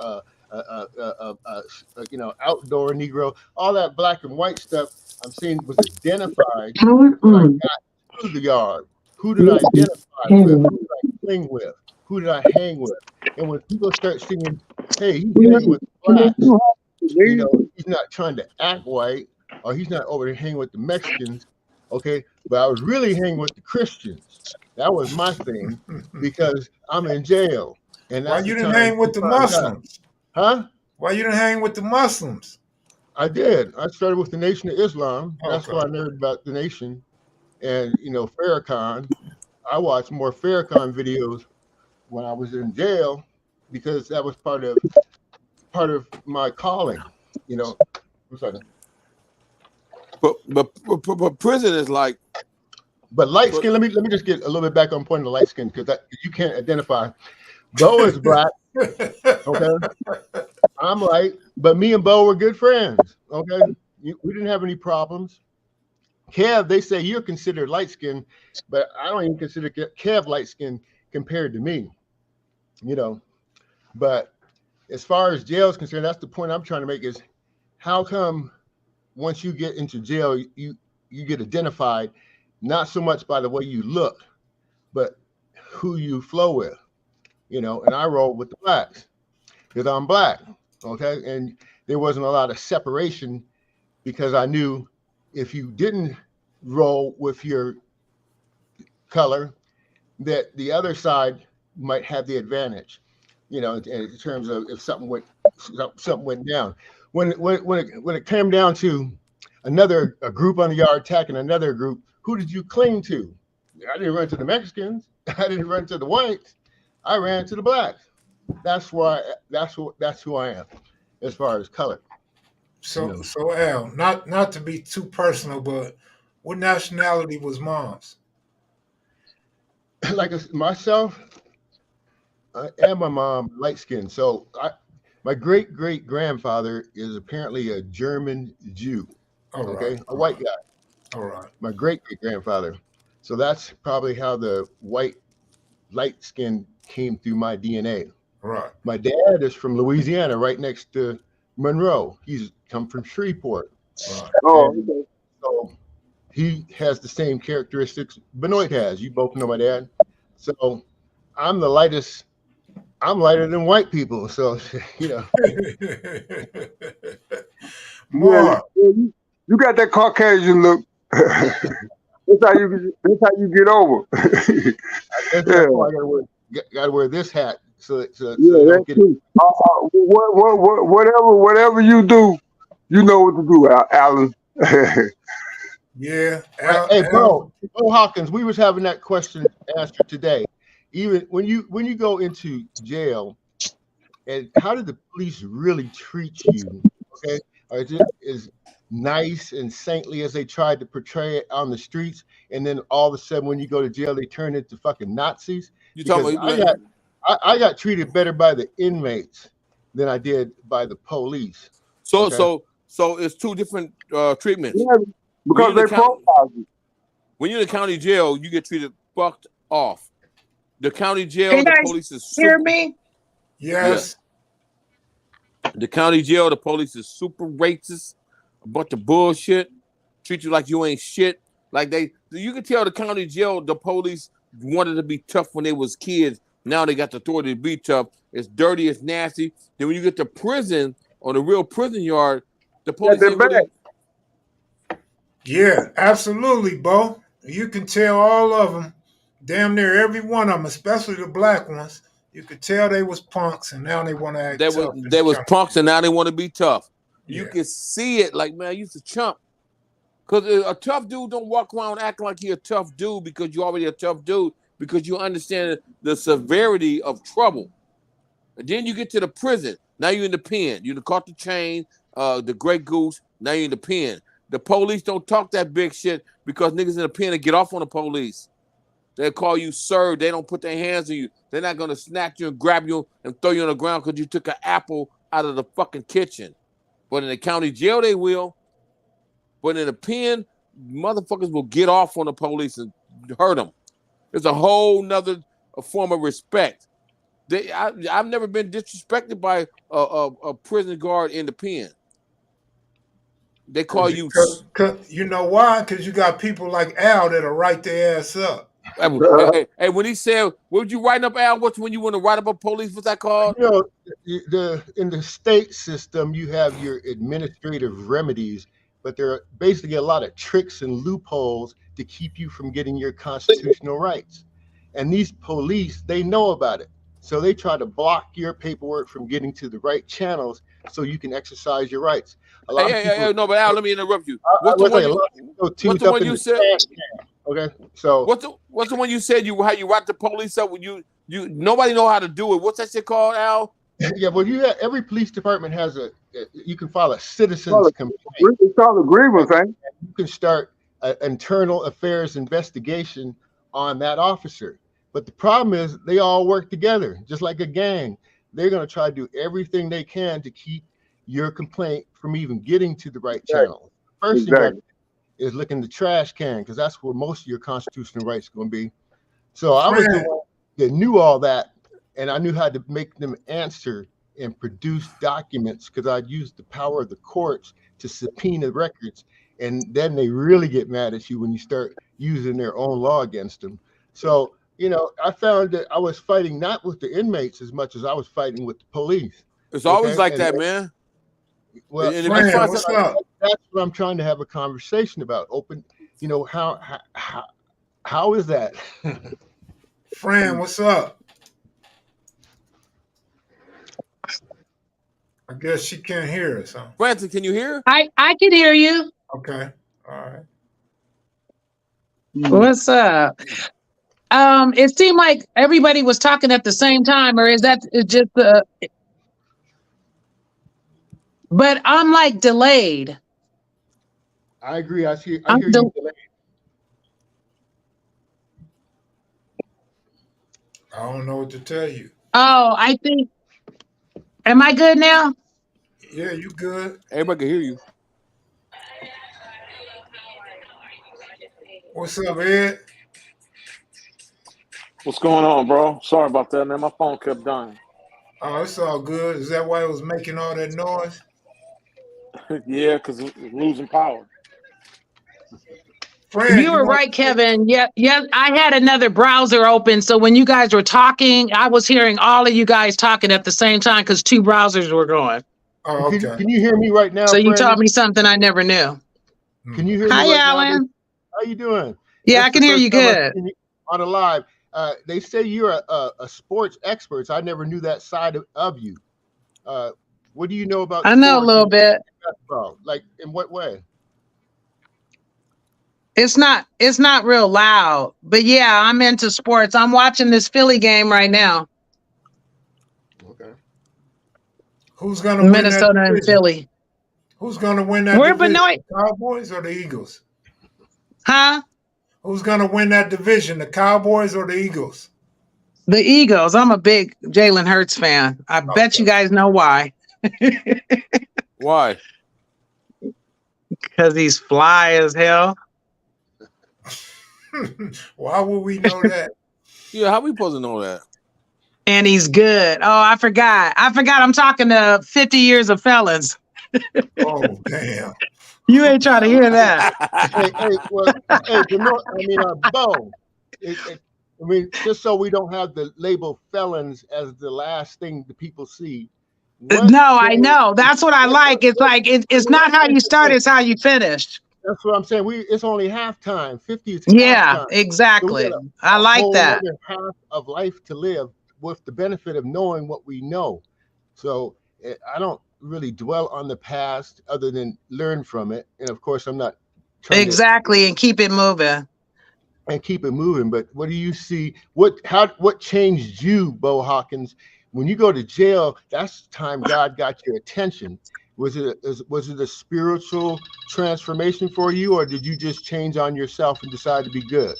And let me tell you something. So when Alan was talking today, and you was talking about all kinds of Bible scriptures and quotes, and I never knew you loved it. I mean, everyone loves the Lord, but Alan, you was kind of deep, and I was impressed with your spiritual side of you, man. I was really impressed. I didn't say nothing. I was listening to you talk, because every time you accomplished something, Alan gave it up to the Lord. You always gave God his praise and his prop. So to answer your question, what changed me is when I was in Folsom Prison, man. That shit was scary, dude.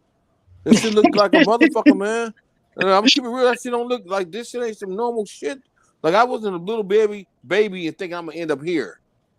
So I seen that shit and I just asked God. And I was the same way, Alan. I was in every Bible church. I went to all the Bible. That's the only time blacks, Latinos, and whites can hold hands is when you're doing when you're saying prayer. So when you get to a Bible meeting, so they have Bible meetings in church. I'm in prison. So you can hold hands and pray. Hello. And whatever race is next, you can hold his hand. And I said, this is incredible, man. Yeah. This is crazy. That you could touch you can't touch other races. You can't shake hands and no touching another race. That's just what it is. But when Bible, when we was praying, you could do it. And I said, God, if you get me out of this, if I could just get out of here, I'm gonna change my life. I didn't know. Yes. I'm in the middle of the film. Can you? Oh, sorry. What? Hey, Yeah, hold on, friends. Let me finish my story. So then, when I got home, I still didn't stop. I still was smoking dope. So to change me, I went to a Christian rehab, and this rehab, you had to always have a Bible story. We had to get up every day at 5:30 in the morning and do devotion. So you had and I did a story about David and Goliath. David and Goliath, and I said, man, I'm gonna be David. I'm gonna be David, man. I'm gonna be just like David. David was always doing some shit. David was always fucking up. But God said David is a man after my own heart. David sent his homeboy out to war, and then his homeboy got killed, and David went and married his wife, his wife, and had a baby with her. And David married her. Right. David married her. That's like me and you, Kev, we homeboys, and I'm telling you, Kevin, join my army. We're gonna win. And I tell you, go out there, Kevin, we're gonna go. I tell everybody else, don't move. And you run out there by yourself and get killed. And I go get your wife, marry her, and get a baby with her. But God said David knows how to repent. And he's a man after my own heart. And I said, I'm gonna be just like David. I'm gonna turn my life around. And then I start seeing my Alexa, turn on the light. I start seeing friends doing stuff, and I'm still out here stuck on stupid. They ain't doing a damn thing. And I just, so, when you raised right, like all of us, Kevin, Edmund, Alan, we always raised with a mama and a daddy. We knew right from wrong. We just chose the other way. And you said something earlier, Alan, but I'm not a victim of circumstances. The shit I did because I wanted to. My parents worked every day, and I never knew nothing about no apartments. I never knew an apartment until I got to high school. And I'm not going to say his name, but my friend lives on a football team. He lived in an apartment. And I was like, damn. And he didn't have a daddy. I was like, damn, where your daddy at? I didn't know nothing like that. In prison. I swear to God, I went over. I said, "Where your daddy at?" He said, "He don't live with us." What do you think the impact of that is across America? Seeing this country has the highest incarceration rate of black daddies in the world. I think it's And a if bunch you of had bullshit. That's a bunch of Huh? bullshit. That is a bunch of bullshit because so you can go to prison and do a few years and you really might not understand. I did. So the course of all my prison terms, what is all that shit? It's 17 years, not at one time, so I'll keep it real. But it's 17 years of all the time I went to prison. But when I get on stage, I tell that skit. I did 17 years in prison, but they gonna say one time, no, nigga, it was broke up. But I seen all this shit. So brothers be getting incarcerated for a bunch of bullshit. Like you weren't supposed to be in prison for this. And then see, we don't understand the severity of you got a felon. So if you're a felon, dude, it's hard as fuck to get a real ass job. That's the next question.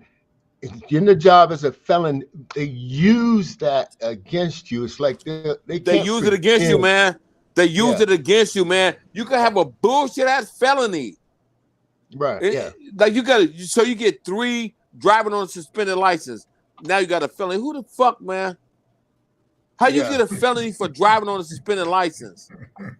Now you got a felony. They set it up. The system sets it up like that for black men. You know what I mean? For black men. Yeah. It's like they want you to get a job, but then you get in trouble, and then you have a felon, and then it's a catch-22. It's like, oh, we can't hire you because you're a felon.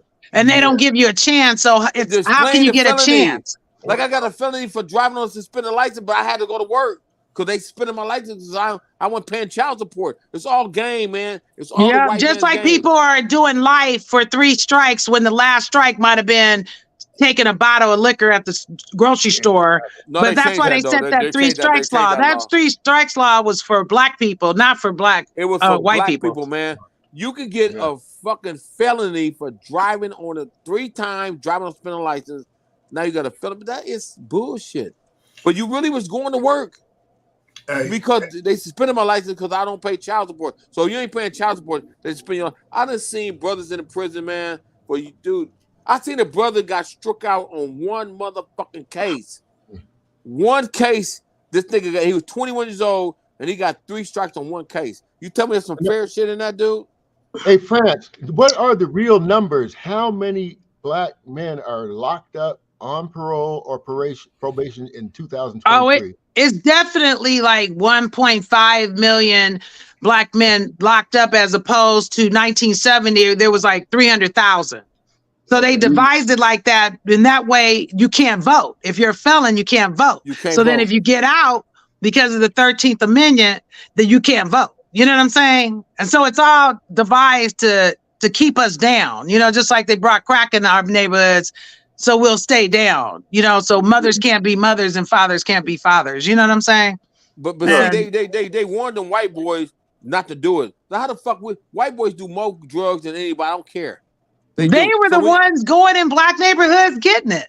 When you can't, they was one. And when you in prison, if you in the pen, everybody that ain't been to the pen. Blacks, we can't do no heavy ass drugs in there. We can smoke weed and drink Pruno. But you ain't supposed to smoke no crack and do no heroin and none of that because you're supposed to be a soldier. And if they catch up to you and you doing some heavy ass drugs, then you're gonna get DP'd and get your fucking ass kicked. You cannot do no crack, no big drugs. But white boys, Latinos, they can do whatever the fuck they want. Yeah. We go to prison.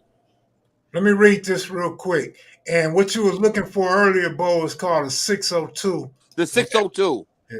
So, fun fact. Black Americans are incarcerated in state prisons at nearly 5 times the rate of white Americans.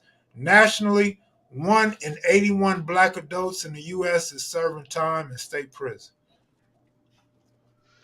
Yeah. And you can't tell me that's a bunch of bullshit. And that's a 602. You asked me about the hat. That's the hat. Yeah.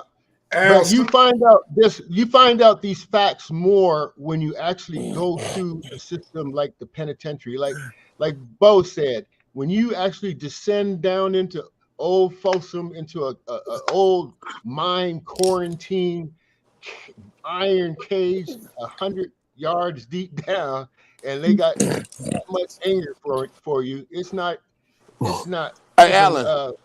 Hey, Go Alan. ahead. Hey, not too many of them went to Folsom. Do that shit look scary? You going down in there, I just Kevin? described It it. looks like Dungeons and It, fucking Dragon. Like you want to jump off the bus. You never seen no shit like this, man. You're driving down, and it look like, man, your heart be beating fast. Like, where the fuck we going? What is down here? you know, as a pilot, I had offers to go to the military, but I couldn't see myself going to fight for a country that incarcerates my people and not in a nice way, not in a rehabilitative way. You know, they're really Nazis. You know, so why would I want to go to war for you? How did you justify that, Ed, being a military person yourself, going for a country that don't even like you? No, I ain't gonna. But I done met some cool white folks. So I'm gonna have to back up off that. I done met some white folks that helped me out. So I Me ain't too, gonna. but how many of the Well, white folks that you went to Palisades after with are still your friends today? It seems like when they mature and become adults, right after high school, I lost all my white folks. So it's just a lot of the Yeah. white girls. There's a lot of white girls. You know, you be fucking with some white girls in high school, and then after that, they ain't really not fucking with you no more. You guys sound Why? yeah, bitter, I man. only Like got y'all one. want Friends, white all folks my to friends keep were messing white with folks. y'all. I'm talking What, Bo? about You disappointed? Yeah. Bo want his white girls back. Yeah. Bo like them white girls. That's probably why I you got only no got white one. friends, because they I know only what you're Hey, got doing one too. white Kev, friend from. Yeah. can you control the volume? Because I can't hear you guys that well. And my phone, like last night, I could hear you real good. No, that's your phone, sweetheart. I wonder what. Our volumes are good. Hold on. Ed, what's up, man? So I got one white friend that I still keep in touch with from Palisades. I know Hey who that Al, you is. remember Seth Spearson? I know it was him. I knew it was Yes, him. Seth chats with me online. He came to North Carolina, and I made an offer to him just to meet. But you know, with my criminal background, a lot of people they tend to either shy away from me, like you know, they might get into some kind of trouble just saying hi, you know. But But see, that's uh, that's crazy how people can judge you like that. When at the end of the day, to be honest with you, if it wasn't for the shit that you've been through, you wouldn't be as smart as you are now. Yep. Yeah. I mean, too Yep. much good comes from the hood. To be honest with you, Shit. yeah, I Necklace, mean, I mean Ed, that right there, Ed, you done pretty that good for that knowledge yourself. that you gained, Ed, how but many? Ed, you still I didn't did okay. answer the question I asked about the military specifically.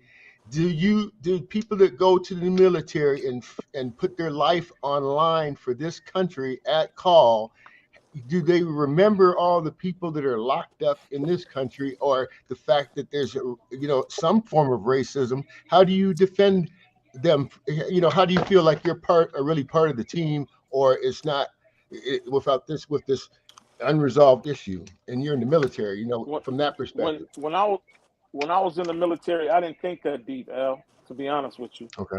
all I Okay. thought That's about was, okay, I'm gonna go to the military, and if some shit crack off, I'm protecting all my people that I know, that I grew up with, my family, my friends, and I'm gonna give it all to them.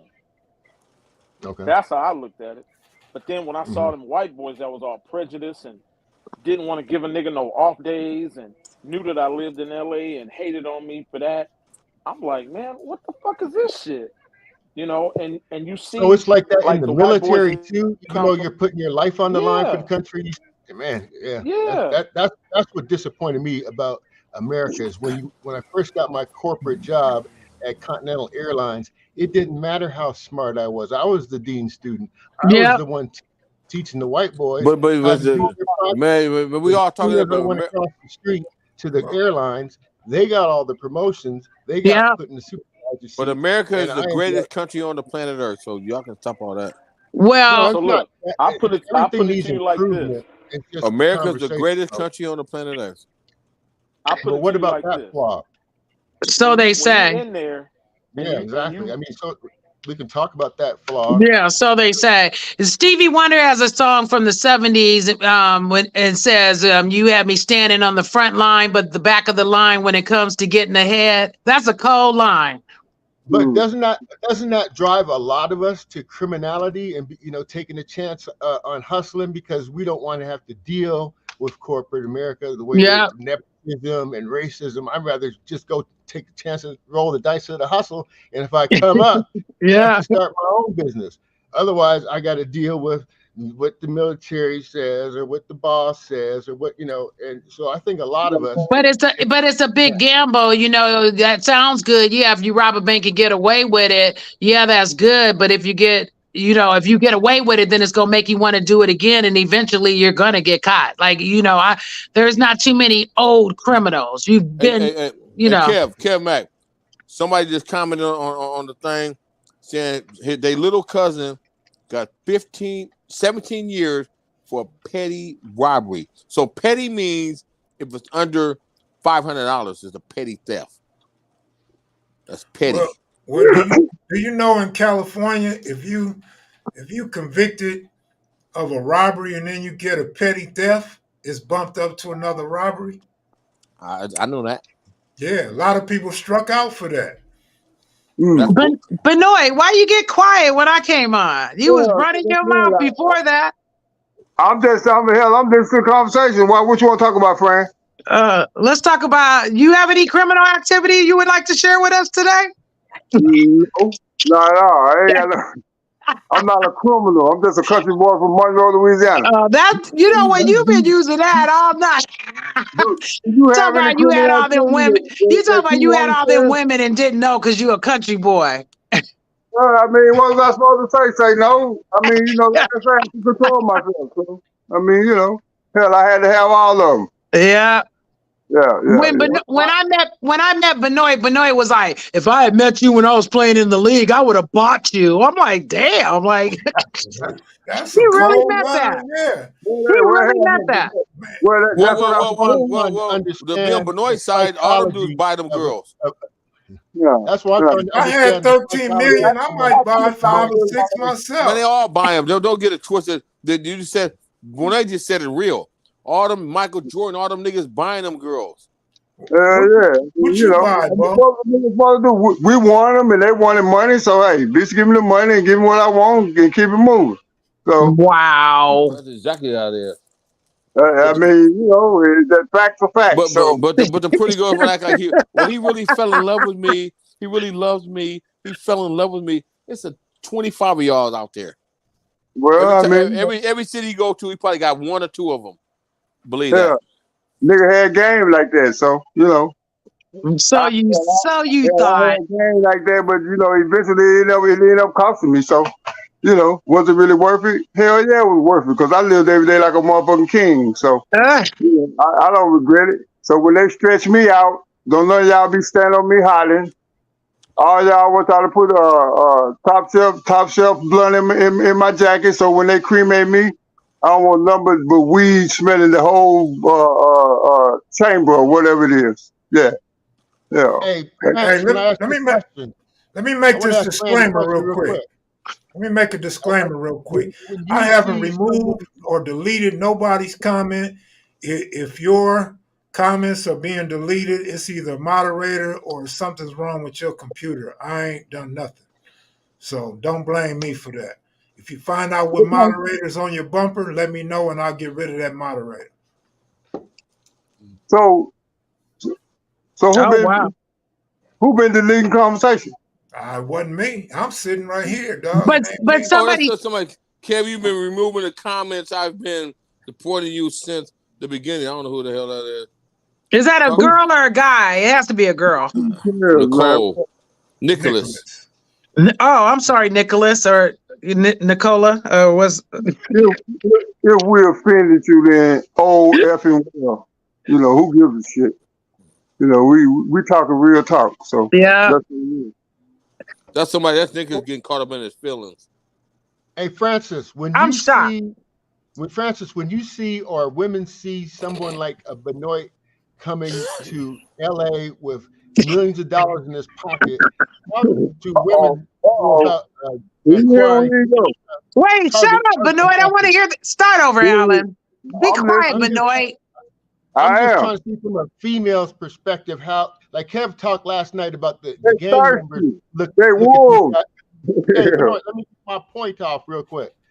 Kev was talking about how the gangsters would target rich athletes to jack them. So I'm wondering, from the female perspective, how do they target these athletes with millions of dollars to try to get them pregnant on purpose so they can get a check? What is a female perspective? How does that game work? Is that a trick question? You fucking right they do. Well, first of all, like that's a general question because all females aren't like that. Like I'm not like that. I've never met a man and it's like, oh, he got some money. You know, let me see if I can get pregnant. I've been with guys with lots of money and I didn't get pregnant. Female's not gonna admit that that's the truth. So start there. But okay. But the majority are sharp. No, I was gonna say, if you let me finish, I was gonna say, but a lot of women are like that. And I mean, come on, you meet somebody and you have a one night stand, you don't even know this brother, and you're gonna have a baby by him. I mean, we know why you're having a baby by him, because that's a check for the rest of 18 years. You know what I'm saying?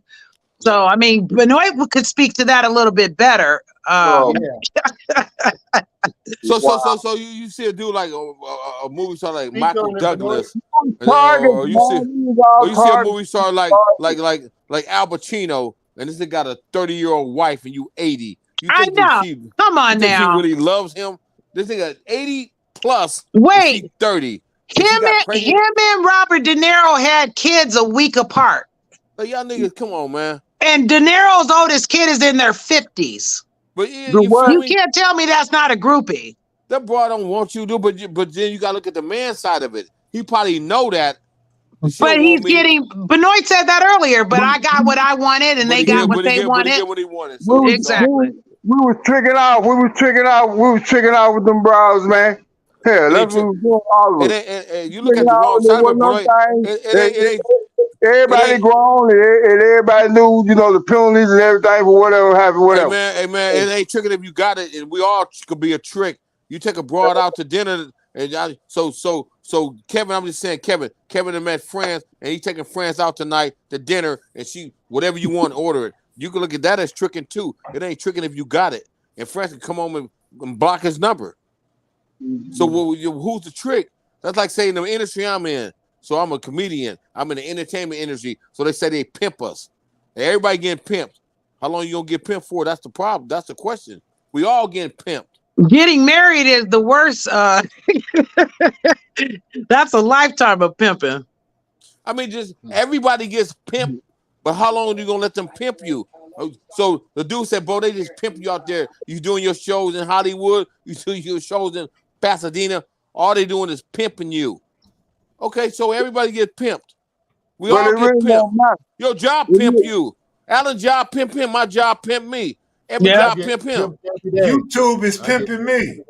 Yeah, we all get pimped. Yeah. So don't get it twisted like, oh, you get pimped. Everybody get pimped. I gotta work. I gotta punch the time clock and do what the fuck they tell me to do, or they're gonna fire me. So but one thing I wanted to make another point about you. It all boils down to what you allow to happen. So I mean, you know, Alan, you work from home, but you get pimped too. I was gonna say, to piggyback on what you were talking about earlier, the thing is too about being with a woman and you know, like a man is saying, man, she trapped me, you know, she's having a baby and she know I don't want this baby. And so, but men got to take responsibility too. You knew that before you know, I said that. So if you're worth millions of dollars, like Dwight Howard got 8 kids by 8 women, that's just irresponsible and stupid. Like, to me, you're stupid. So you must want to pay child support all over the country. You know what I'm saying? So you don't agree with it. So you don't agree. At the time, we don't be thinking like that. We be wanting what we be wanting in the price. I know, but I mean, if you got 8 kids with 8 women, the first time, the second time, okay, I'll give you the third time. But the 4th, the 5th, the 6th, the 7th, you ain't learned your lesson yet. You know, we say that about women too, though. Saying what? It's Like, different because we have to keep our kids. Like, not everybody, but women are different. That's why you were saying De Niro can have a kid at 80. We have to be responsible for our kids, but you guys can just keep it Well, moving and have kids okay. I all over can't the say that in country if my you head, wanted to. but So it's I'm completely very different. responsible for all of mine because goddamn it, I paid a hell of a price for all of them, and I love all of them, even though they give me a lot of heartache, so on and so forth. You know, I'm a responsible dad, and I love being a father. So I can't speak from nobody else's standpoint but my own. And you know, my kids are about to that. You know what I'm saying? Maybe some guys out there like that, but I'm a very responsible dad when it comes to my children. Well, I wasn't. I was on dope when my son was born. I was smoked the fuck, and I was a fucked up father. But you guys have a good relationship now, don't you? Oh, we got a great relationship now, but I'm saying in the beginning, my son, I went to prison. He was 18 months But I'm old. sure that he respects you now. Like he was saying, I'm sorry, brother, I didn't get your name in the middle. I didn't catch your name. But like Chateau. Chateau, hi Chateau.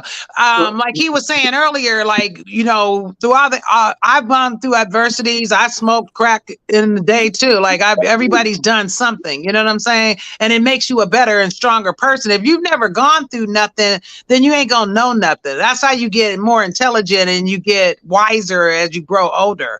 So I respect people that, you know, have been through the trenches and then they come back better and stronger. You know what I'm saying? You know, the whole expression, if you fall, come back up. If you know, it's a difference if you fall and you don't know how to get back up. But the people that get back up, I got more respect for. So do I. So I got a lot of fun. I got a lot of shit last time I said about some niggas. So a lot. I ain't saying no fucking names, but some of these niggas was born on second base and think they hit a double. Like, I don't have to, man. Get the fuck out of here, dude. So Bo, you had a crack baby. Alexa, turn off the light. What? You had a crack baby. Alexa, turn off the light. Say again? Okay. You was getting high when you had your son? Yeah. When I had my son, I just started smoking crack, and I didn't smoke Primos. I went right to the pipe, and then I went to prison, and he was 18 months old. And by the time I got out, he was in middle school. So he was afraid of me. Who's this nigga?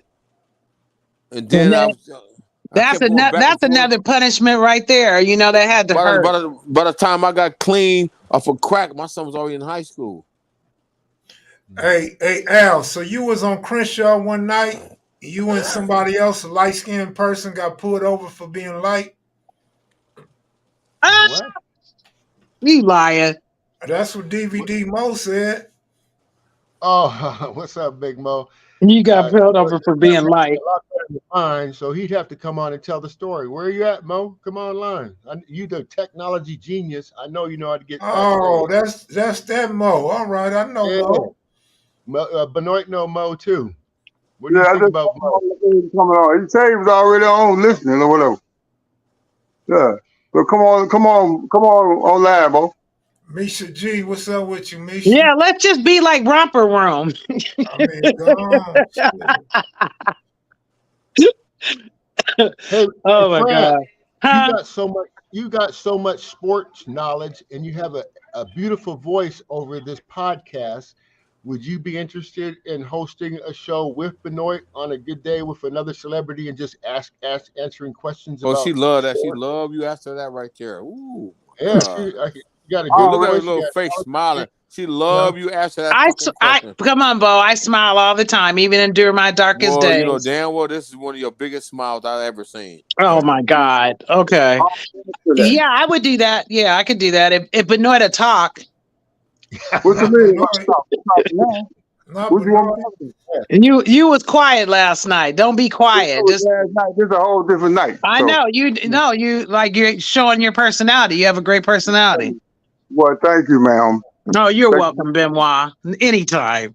Benoit, y'all would be excellent at hosting a show and having real A-list celebrities there because you know so much about that game. She gonna sleep good tonight, boy. Oh my God, calm down. I'm not, girl. I don't think Benoit is as smart as Franny, So they need to be working Wait, together. hold on, wait. Hold the hell up, motherfucker.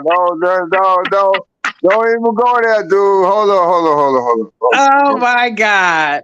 Nah, I you think stop it ought to right make a there. new Let podcast. Alan talk, Benoit. What were you saying? What were you saying, Alan? No. What were you No, saying, Alan, dear? I didn't know you had that much He knowledge. trying to start some shit. I know Benoit has a lot of stories, and there's a lot of other stories that you could both tell. Yeah, I got a lot of stories too. Trust me. Plus, So what you saying, Al? Creighton didn't educate I Benoit? got a lot of stories too. You know. Hey, tell me about the Creighton story, Benoit. How that guy Ross had got passed, and he couldn't even tell that story, and then how you came behind him. The fuck ass story. Tell about the motherfucker that got shot. Jason Williams. Tell that story about Ross. Tell that story, the Jason Williams story, dude. Not that one. Tell about the story about Creighton University and how they tried to pass you in the grading system, but they couldn't because they had just done some brother wrong, and it made national news. What was his name? It was a gentleman by the name of Kevin Ross out of Chicago, and he had attended Creighton University, which was considered one of the more highly acclaimed academic institutions. Jesuit, DePaul, Georgetown, Creighton, Marquette, so on and so forth. And he had played 4 years of college eligibility with the Creighton University basketball team, and somehow he got exposed publicly to where he didn't even have the equivalence or educational level of, say, a fifth grader, something like that. So, of course, it made national news and embarrassed the university, so on and so forth. And How did he get in? How did he get in, Benoit? I don't know, can't say. I don't know all the details. All I know is that he attended Creighton. He attended Creighton, not being legitimate or intellectually inept. And he went through 4 years of college athletics. And then when it was over, something happened to where he had to do something and came up with some kind of equivalence test or something. And they found out that he didn't even have the equivalence level of a fourth, fifth grader. And, like I say, that embarrassed university, and it was a big scandal nationally. So how did that affect you? Because I know you went to university, but did they try to pass you through your classes? No, I'm trying to tell you. No, I was already smart, intellectually and book wise. So, my grades and what I was doing in school never had an effect on where I could have went, and played sports. I had invitations from over 275 universities, Division I, so on and so forth. But I was most proud of being on honor society and being intellectually, inept. Yes, Be quiet, girl. And so when I enrolled at Creighton, it was a new calling, in time with that university. They were all white, and they wasn't used to blacks, being enrolled in the university. So when Willis took all of us up there, everything had transitioned from being all white to being all black, and we had it tougher because everything was still fresh from the remnants of Kevin Ross in that situation, embarrassing the university publicly, and nationally, so on and so forth. So the teachers were tougher on us, and we had to do everything by the book, which we rebelled. We were in our own world or whatever. But one thing about us, all the black athletes were very close, and we had Willis, but the teachers were hard on us. And this one particular year, I think going into my sophomore year, I had been chosen to go to the Olympics, but I had missed. I was playing around and I had missed one of my courses by like 2/10 of a point to be so that they could pass me. Anyway, they wouldn't let me. They wouldn't let me go, and I ended up missing the Olympics out here in Los Angeles with Jordan and them. So of course I cried all summer, and it was a big deal to me. But I then went on, to my junior year, which I had my best year collegiately, which led to the draft, so on and so forth. But it was so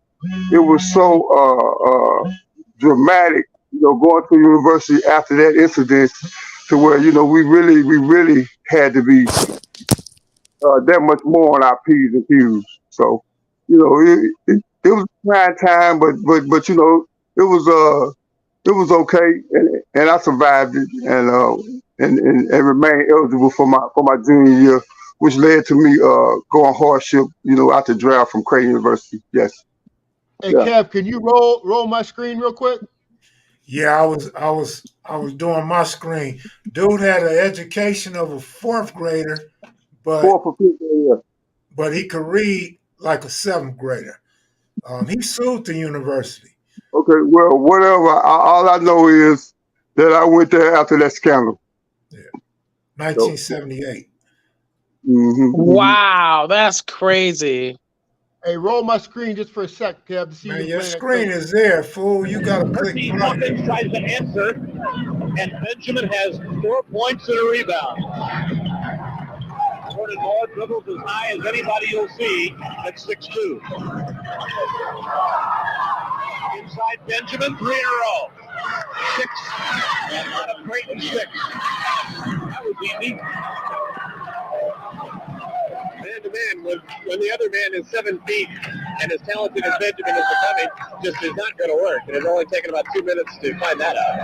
Now Gary Swain will be the guy to watch because he's a zone buster. Reggie Morris is a pretty good shooter too, so watch him. Lob inside to Benjamin, and he is tackled by Derek Parks before he can shoot a layup. It's a 2-shot foul, and Benjamin understood it. Well, what the heck? At least he didn't score a basket, which is better than the other 3 possessions, and that's what it takes. Set up zone. Moore is the kind of guy who likes to penetrate against zones. He is not scared of going into a 2-3. Gary Swain shoots over the zone, and Creighton hasn't missed. This is why Bradley has struggled, or at least been so-so.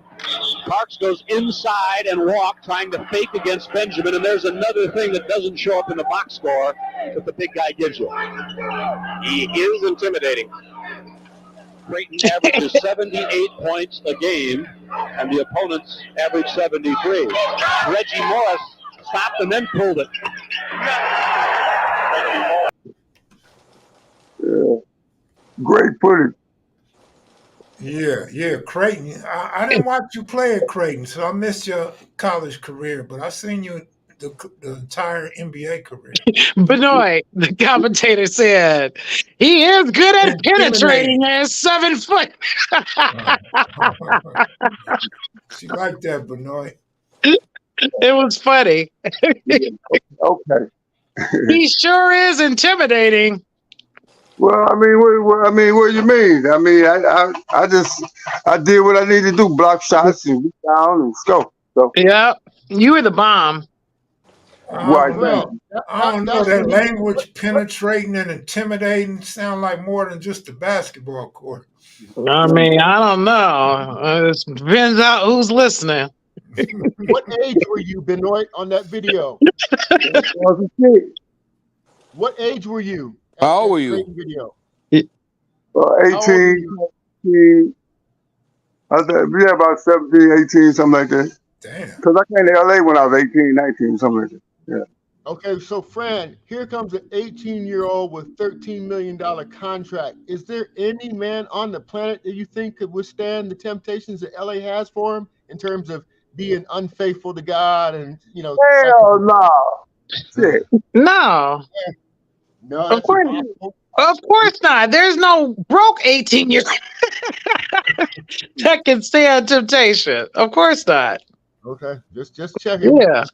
you know. I'm just saying that if you got all that money, and which I always taught my son was I'm not proud of a hoe in college, but he never got nobody pregnant. The whole thing is just don't get nobody pregnant if you don't want to have the responsibility of paying for being a baby daddy. I never wanted my son to be a baby daddy. You know what I'm saying?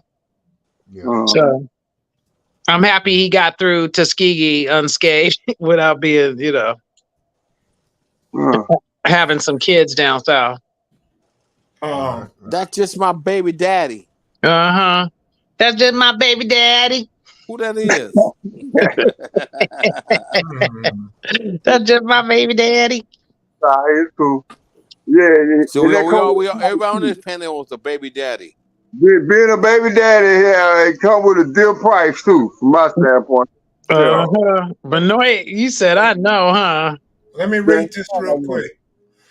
Mac, you asked a question a while ago about who you think should take over for Jim Brown in the LA community. Why not you? You made connections with almost all sets. Thoughts?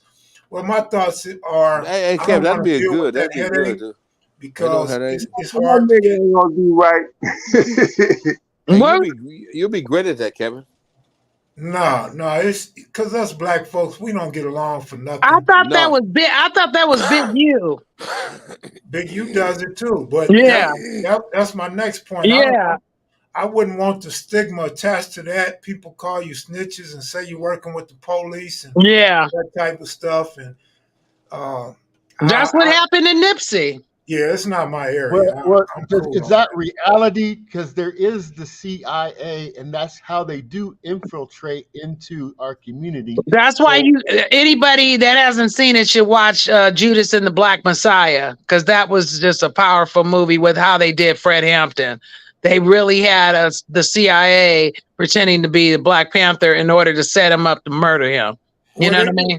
Believe it or not, they do that in gangs too. Yeah, they do it all the time. Yeah. They have to do it in gangs. They're not going to let gangs take over their country, their street. Yeah. So I'm just trying to identify how they do it, because they might use community outreach programs and make it all look like Jesus is helping you, but at the same time they're trying to infiltrate you. So anybody throughout American history, and even if you're white, if you try to enhance or help Black Americans in any way, they will take you out. Even the white lady when she went to the Selma March got murdered because they didn't like a white woman helping Martin Luther King on the march, so they murdered her too. So it don't even matter what race you are, you just better not help Black people, or they will get you. I was just about to say that. You made my point before I could say it, but yeah, if you're doing good to help Black people, even Black people are gonna attack you. Right, exactly.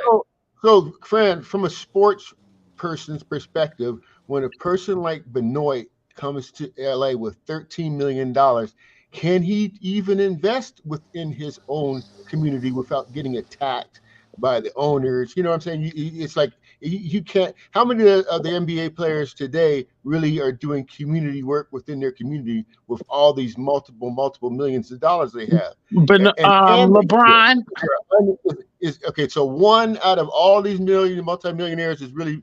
Is there a hidden code, Benoit, where you guys better not try to help your brother out with all this money? You better spend it. I don't believe that. But they with Nipsey, Nipsey, they were saying that they still don't believe that guy shitty did what he did, that it was he was set up to take the fall, that it was something bigger because he was trying to help the community. They didn't like that. You know what I mean? I just think it's interesting how somebody just walks up and just happens to know the one day you come down to the store without bodyguards. You know what I mean? But I just think that's a trip. So I feel there's something more to that story. Yeah. But those are opinions. Benoit, I was asking you, Benoit. Benoit, I was asking you because you had the money at the time. I didn't know you. I was trying to get with you to see if you would invest in this. I did endorse several things in the community here in Los Angeles when I played. I endorsed juveniles with AIDS. I endorsed the homeless. I did some things with children with sickle cell. I did some things with what else did I do? I don't know what else. I don't know, but I did some more things Was there a around here. hidden rule? Did you do anything I can't black think of all of them specific? now, but And I'm just wondering, was there an unhidden rule? He was saying just black, like a Yeah, black organization. yeah. Can you use those millions of dollars that you make to go set up black-owned businesses, black-owned things, or was there an unhidden rule that as long as you did not invest in your community, we would leave you alone? I'm just wondering, did you feel that, or you? I know you made charity donations to whoever you wanted to, but there well, was any allegiance to your own community. I can't say either way, because um, it was a lot of different elements that came into play. Like we may not have felt comfortable, being in the inner city or being around that element. That may have dissuaded a lot of us from investing, in black owned business, so on and so forth. No, I never felt that pressure. I just never did, and you know, it wasn't from a pressure standpoint where I didn't feel comfortable or anything of that nature. It just I never chose to because I was too busy, doing all kind of other mess. So Let me ask you another question. You when you came to LA, you were kind of like the goose that laid the golden egg to a lot of friends that I have that wouldn't let me have access to you because they were trying to keep you from meeting other people because they wanted control of your money. So I'm asking you that question. Did you feel that there were people, trying to keep there because they were your friends or they were there because of your money? How do you distinguish those kind of people? well, That gotta yeah, be hard to see that. So, they're part of the entourage, so on and so forth. But I mean, they in the end they were fair weather. You know what I'm saying? Yeah. And they was only there for the ride and what they could get, and the notoriety. They was there for Benoit Benjamin, the basketball player, not Benoit Benjamin, the real person, and the guy who bleed in flesh to flesh. I can count really on my hands the number of true friends that I consider to be friends. When they were there up or down, no matter what. I couldn't swim. They told me what it was, whether I wanted to hear it or not. I can respect that. But the majority of them, they came and went. When the party was over, the damn dress came off, and that applies to all the way around. Not only not only for the males, but the females as well. So, it all had its time, and The females gonna be the first ones to leave. The females gonna be the first ones to leave when the money gone. And men too. Stop. The females are the first ones to leave. Al, let me say this, Al. Rosie Greer, Magic Johnson, Jim Brown, those are professional athletes that have always been welcome in the neighborhood, in LA. I'm glad you said Rosie Greer. You are so right about that. Yeah, they didn't need bodyguards. And he lived on Rodeo in La Brea. Yeah, and they didn't get robbed. My question to you, Al, would be how many of those dudes, what percentage of those dudes even come back to the black community to try to do anything in the black community? Magic. Well, I mean, I'm saying there's been thousands of pro athletes in LA. And that was more to what I was trying to say. Is there a systematic reason for that? I know they must have feel affinity to their own communities, but yet they don't invest into their own communities except maybe one-offs like Magic Johnson. That's who came into I can answer that. Okay. I feel that what is a shame is like, think about it, since civil rights, the 64 or 65 Civil Rights Act, we just are learning what generational wealth is. You know, white people have had generational wealth for generations. You know what I'm saying? So when you finally get an opportunity as an athlete to finally make millions of dollars, you're thinking of in-house first. Who you going to help in your community is secondary. Who you're going to help in your family. You know what I mean? To get your aunties and uncles and cousins and different people like that. But when you have generational wealth, like white people, it's like they can, oh, I want to invest in this community, or I want to do this for this organization. You're not thinking like that because, I mean, we're just now seeing black billionaires. You know, we're just now, oh, Jay-Z's a billionaire, Diddy's a billionaire. We like, how many white billionaires are there? So many we can't count. You know what I'm saying? So I just think that most people, especially when Benoit was coming in the 80s, you wasn't thinking about, oh, let me take my millions, you know, that's new to your brother. It's like you never had this kind of money, you know. So you're not thinking about let me. And then you got to think is Jay-Z and Diddy gonna help anybody? Shit, them niggas is. Huh? Yeah, what?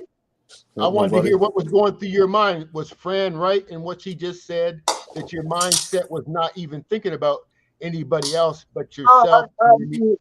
I agree. You know, we were, you know, in our family and self, and you know,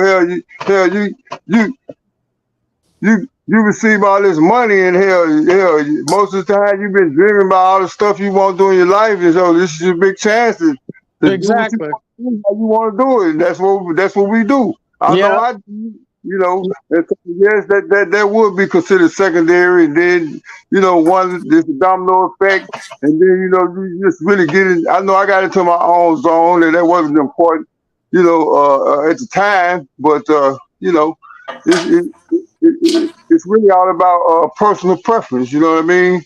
So my preference was I took care of my mom and my family first, and I did me, and I wasn't concerned about other stuff. Right.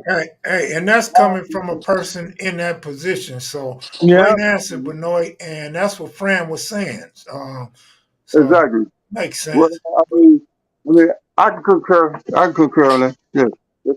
So I hear you, friend, that because of the lack of generational wealth, we haven't developed yet beyond our own families. That's why you hear about, you know, like LeBron. LeBron gets it. And, you know, because he's in a new generation of basketball players. You know, they weren't having them $50 million contracts a year. You know what I'm saying? And so now he knows, he comes from Akron. He sees the poverty there. So it's like, you know, I'm going to open up a school. I'm going to help my people. I know what they need, you know, but even still, like people don't want to be giving up that much bread, you know, but he got money coming from all directions, you know, and then the money is making money for him, you know, but that's rare. Most people are thinking about in-house, their family, their cousins, their uncles, and people like that, you know, and especially when Benoit was coming up, I'm quite sure he's thinking about his mom and grandma and all them. Oh, I did, and I took care of it. No, I know you did. It seems like the Jewish community, when they have a situation like a person like Benoit, $13 million, they go out of their way to try to connect them with other people in their community to invest with and to grow their community even more. What do we do that as Black athletes, or do we, you know, no one? When I was flying airplanes, I was trying to get to Benoit to see if he wanted to invest, but none of the Black friends that I had surrounding Benoit would ever even think about introducing me to him because they didn't want to lose that relationship. So I'm saying the Jews don't do that. They'll go and say, hey, you know about computers? Let me bring you over to Uncle blah, blah. He's got a computer shop. And they network like that. Why do Blacks do that? We could ask some of the guys that didn't come on the platform tonight, because if you remember, I was saying when we had Benoit on the first time that I was trying to meet Benoit, but none of the homies would hook me up with Benoit until one day Benoit's now enemy bought him by the house. But for years, I tried to become friends with Benoit. Who enemy you talking about? Cornell Crockett. He ain't my enemy. Oh, okay. You act like it. No, he's just a whole ass bitch ass nigga. That's all. He just mad because Cornell always call him out for what he is. Cornell got some stories about Benoit I won't discuss live. No, you can tell him I got my side too. So whatever. It don't matter. Well, he's Cornell, on the show to defend himself. Cornell asked me to do something to Benoit. I said, "What? Benoit cool as hell, man. Come on, man." Well, Yeah, he asked you to do like something. Wow. like I said what I just said. He a bitch ass nigga. Yeah, that's a quote from me. Hey, said Bo, that's Bo, you put some clothes on? Cause it looked like you had a G-string on when you turned your camera off. I had a woman's shirt on.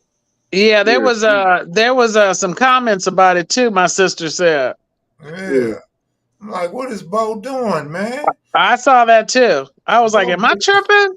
Man. I got on shorts. Oh, it looked With like just you a didn't have string? nothing on. Yeah.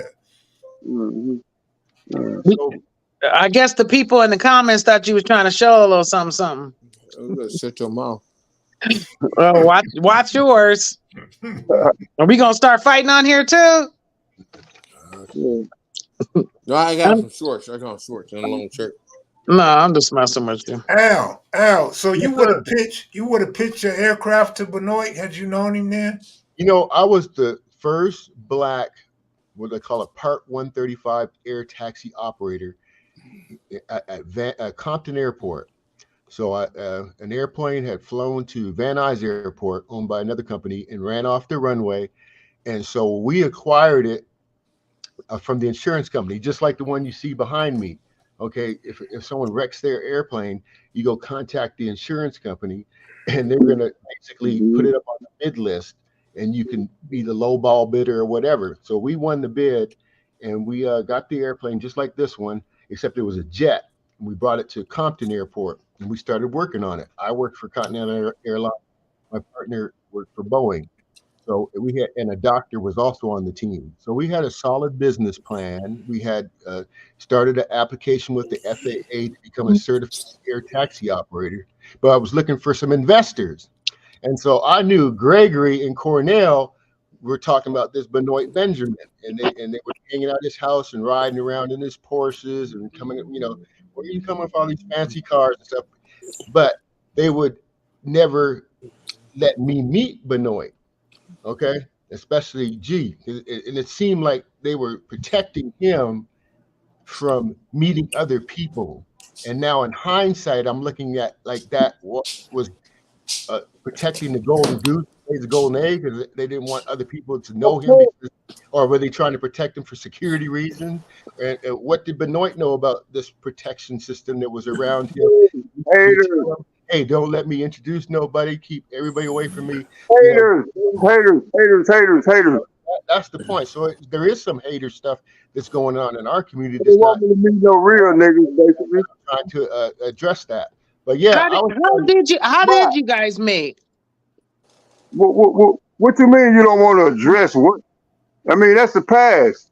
No, I'm trying to address that. I was trying to get to you with a business plan, a solid, reputable business plan to keep us from having to do other things. But we needed investment capital, and you represented that because you just $13 million.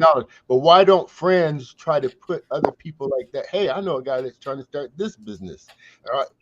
I know, and I know that someone that's got some money, and then we could have grew that business. Had it not been for Gregory, excuse me, you don't look out. We would have probably had an air taxi business 20 years ago. Now we're friends. You've flown with me. You know how good I fly. We've flown in jets together. I used to fly you around. So I would have did the same thing 20 years ago had Gregory gave us the invite, and we'd be flying around here in jets and own our own a taxi operation. There would have been, we had money back then. By the time I met, we didn't have that kind of money. We're gonna do that anyway. So yeah, but now we're doing that now. So I mean, that might be a good future idea, but at the time it could have happened. And I'm just wondering, from your perspective, or from Franny's perspective, why do we do that? Is there even the women, when you meet someone that's making 13 million, you don't want to introduce you to your other female friends. They might hit on them. Is there a protection that we have when we meet somebody like an athlete that has that kind of money and celebrity? And I'm trying to get a little, insight on that. It's jealousy. Personal preference. Haters. Haters, jealousy. Okay. Yeah. That's all they ain't number haters, dog. That's all it is. Haters. Yeah, well, I didn't know that. Now I do, because when you have people that you think are your friends, I'm finding out that they're not your really friends. Most of the friends I found out is when I was in jail, because that's when you really find out who your friends are, because who sends some money on my books. That's a clear What? indicator. What? I couldn't get no letter, no pictures, no Me money neither. order, no what? That's So I had how to you gamble. know your friends. Yeah. Well, I'm talking about fair weather friends. When the party over the dress come off, Yeah. that's all of us. Maybe I was a little bit more privileged. Maybe I had a little bit more money. But the story resonates in every aspect of life. It's gonna always be haters. It's gonna always be somebody that want what you got, and they don't want to work to get what the hell they need to get. So that makes them that make them jealous. That make them envious, and so on and so what. Do what you do, and I'm gonna do what I do. Like I tell people all the time, I paid my price and my dues to say and do what I do. So your opinion of me, it really doesn't matter, because I'm well accomplished regardless of whoever have an opinion or whatever. I still got some pluses, on my belt. So, people gonna always say something anyway. I mean, you don't have to explain that to nobody. Everybody did something, and fuck We everybody. always say that. When people stop talking about you, that's what the problem is. Right. So Hey, long as Benoit, you're being talked about, that's a great thing. Yes, Hey, look, let me tell you you ever something. played for the Utah Jazz? huh? Utah Jazz. Never played for Utah Jazz. Who did Karl Malone play for, the Utah Jazz or Yeah. Portland? Yeah. He played for the Heat. Now that's a hater. Utah, Now Lakers. Carl Malone is the hater. Him He and the hater. John Stockton. Yeah. They never won shit. Oh. When you had a fight with Karl Malone, Benoit, was that when he played for the Utah Jazz? Yes, it was in the playoffs. Carl Malone is the hater. He a jealous hater. But you need haters. Haters motivate you. I don't like him. I don't like how I don't like what he did with Magic with I don't like it either. Olympics. I don't like it either. And fuck him. I'm off Karl Malone. He's a super hater. Karl Malone, I hope he listens. He's going to say super hater. You mean Magic last game when he didn't want to play with him, when he made a big deal out of it? Right, when he cut his finger, remember? That shit. Yeah, man, this is Magic. We'll go down. He can roll with us regardless. Period. Right. Yeah. You know what? The only thing I can say in defense is at the time, is nobody knew what was causing that. And they were trying to say you could get it any kind of way. You know what I'm saying? They didn't know how to get it. We had knowledge, but then it really boiled down to that we wanted him to play and have his due. So we didn't care about however it happened. There was a chance that all of us was willing to take. We didn't have to sign no waivers. We didn't have to sign nothing. We all played with him because that's what we wanted to do, and it didn't matter. Right. You know what I mean? So that's what I'm saying. It didn't matter. It was a personal preference. We all chose to play with Magic. Every last one of us that was in the league, we didn't care. Right. Except him. Well, this is Magic. It didn't care. So then let him be on the island by himself then. Yeah. The game went on. Magic got MVP. So rest is history. Yep. Hey, Benoit, we got 133 people watching the show still, so they're still looking for some stories. Give us just a little teaser on what happened with Jason Williams while you were in court testifying. Did you feel like you were telling on him, or what was the situation? Well, personally, I wasn't telling on anybody. I was protecting myself and my life. Okay. And secondly, I'm just not the type of guy. People call me snitch. People call me whatever. I don't give a damn about what you call me. I'm not finna take the lick for nobody who did something that they need to take their own lick for. If I had done something, then I'm fully well responsible to take whatever punishment or whatever comes along with doing that. But just for me to take somebody else's mistake and go on by my life and I be punished for it, No, I'm not going to do it. Hey, let me add something to that. Yeah. I remember I seen that on TV, and I called Benoit. I said, Benoit, man, what are you doing? And Benoit said, man, I told that fool to quit playing with the gun. He said, man, he always did that, and he shouldn't have did it. And now look what happened. He said, man, I'm not taking the fall for that guy. We try to stop him before it even happened. Wow, I didn't know you were right there, Kev, during that time. I didn't know you knew. I wasn't there. I'm talking about over the phone, fool. Yeah, but I didn't even know you knew him that way at that time. Okay. Yeah. Yeah, so I mean that's self-defense. That's not if someone's trying to throw you under the bus and they know damn well they did something, but you end up having that was stupid. I don't know how he thought that they weren't going to get caught. It's a no-brainer. What were they trying to pressure you with in terms of time? Did they threaten you with any time, or did you just because you didn't have to testify, but if they start threatening you with time, that might change your mind. Well, his side they wanted me to agree with whatever he was saying, and the detectives, the state police, they was interrogating me, and they said, well, you know, you was the one that was there.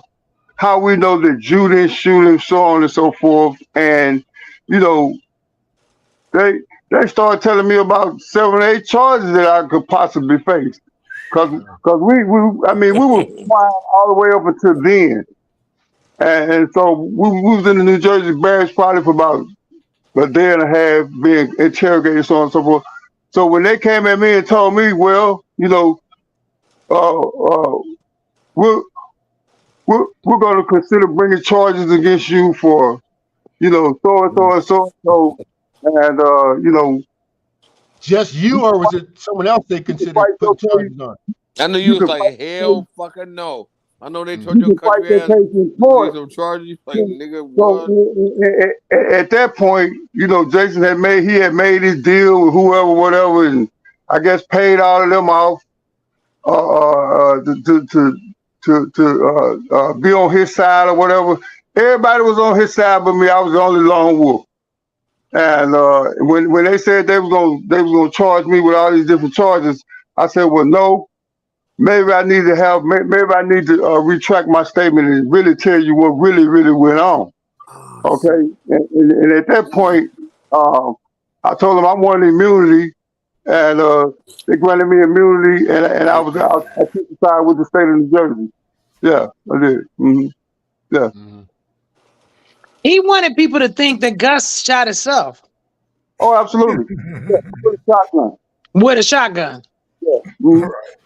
Absolutely. Well, see, were you intoxicated at the time after the fact, trying to cover up, and everybody's high?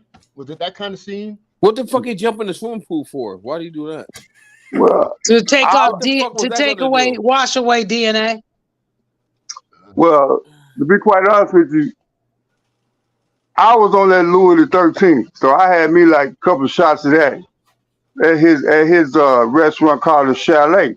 So he all y'all going to shoot the motherfucker in the face. So he invited all us to his estate. So during the time I was playing with Jersey, he was building this grand estate, and you know we never got a chance to see it. So you know we playing for the Globetrotters. You know we was on tour, and we had did a show in Hershey, Pennsylvania, where Will got scored 100 points. So you know everybody talking about basketball, this, that, LeBron, this, that, George. Ain't nobody never scored no 100 points.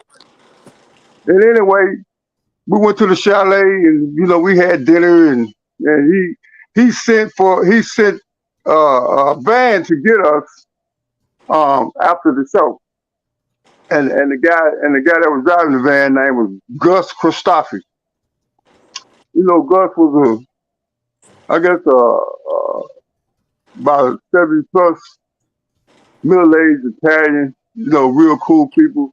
Just happened to be around some true athletes. You know, Jason was there, and you know we had played together in Jersey. Me and then Chris Mars was on the team as well. So, you know, he wanted to really high side. So, you know, when you got money, you don't call it high signing, but you know, he wanted us to, you know, he was, you know, flossing something. So it wasn't no thing to me. So I was like, okay, he wants to ride his Bentley, so on and so forth. So we got to the state, and he wanted to show us, you know, the property. So we seen the outside part of the property first. You know, they had lakes and all kind of the cross court and basketball, everything. I mean, it was a very nice estate, and finally got back to the house, and so we was in his, I think his office, which is attached to his bedroom, and we went back there, and it was me, him, and Gus, and so and so Gus was like standing out to the right, and I was over there by Jason, and Jason was I was right behind Jason, really shadowing him. And why he wanted to go to the gun case, and he was talking about them guns, and I said, well, shit, I don't like fucking with no guns no way, so leave him the hell alone, so on and so forth. But he wanted to fuck with his gun, so fuck around, got the gun. You know, he was intoxicated of different types of intoxicants. And he went got the gun and swung it around. And I'm standing over his shoulder, and all of a sudden he wanted to play with the gun. And so the gun was like broken down at first, and it had a shell in there, and he didn't see it. And so me being as tall as I am, I could kind of see over his left shoulder. So I was trying to tell him, Jason, you got a shell in there, but I couldn't even get the J out. I said J. And by the time I got that J out, he had flicked that gun up, and it had went off right on Gus's left side and blew all of his right side out. So I'm standing there, and I'm like, I just know that I haven't just heard and witnessed what I think I have, but Gus fell. Here come everybody, and everybody heard the shot. Everybody come running in the bedroom. So they're like, well, what the hell going on? And so at that particular time, Jason think he's smarter than everybody, trying to manipulate the crime scene, so on and so forth. So I just quite frankly told him, I said, look, dude, you need to leave that. You need to go call 911. And you need to leave everything alone because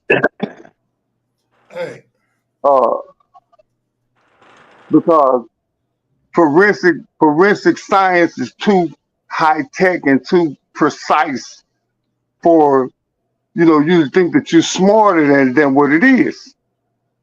So me being the type of guy that I am, I'm tipping around the scene. I'm tipping on my tiptoes because I don't want to have no incriminating evidence, from my standpoint, of being on that scene. You know what I mean? So anyway, I'm tipping around the scene, and I tell Jason, I say, we stand up there talking, and I say, so what you gonna do? I'm gonna say commit suicide. I say, how the fuck do you think somebody can commit suicide with a shotgun, dude? You know how you sound, bro? I say that sounds stupid. And they gonna measure the angle. It's just dumb. So then I told him, I said, well, they're gonna test your hands for gunshot residue, and the only way you can get rid of that is through chlorine.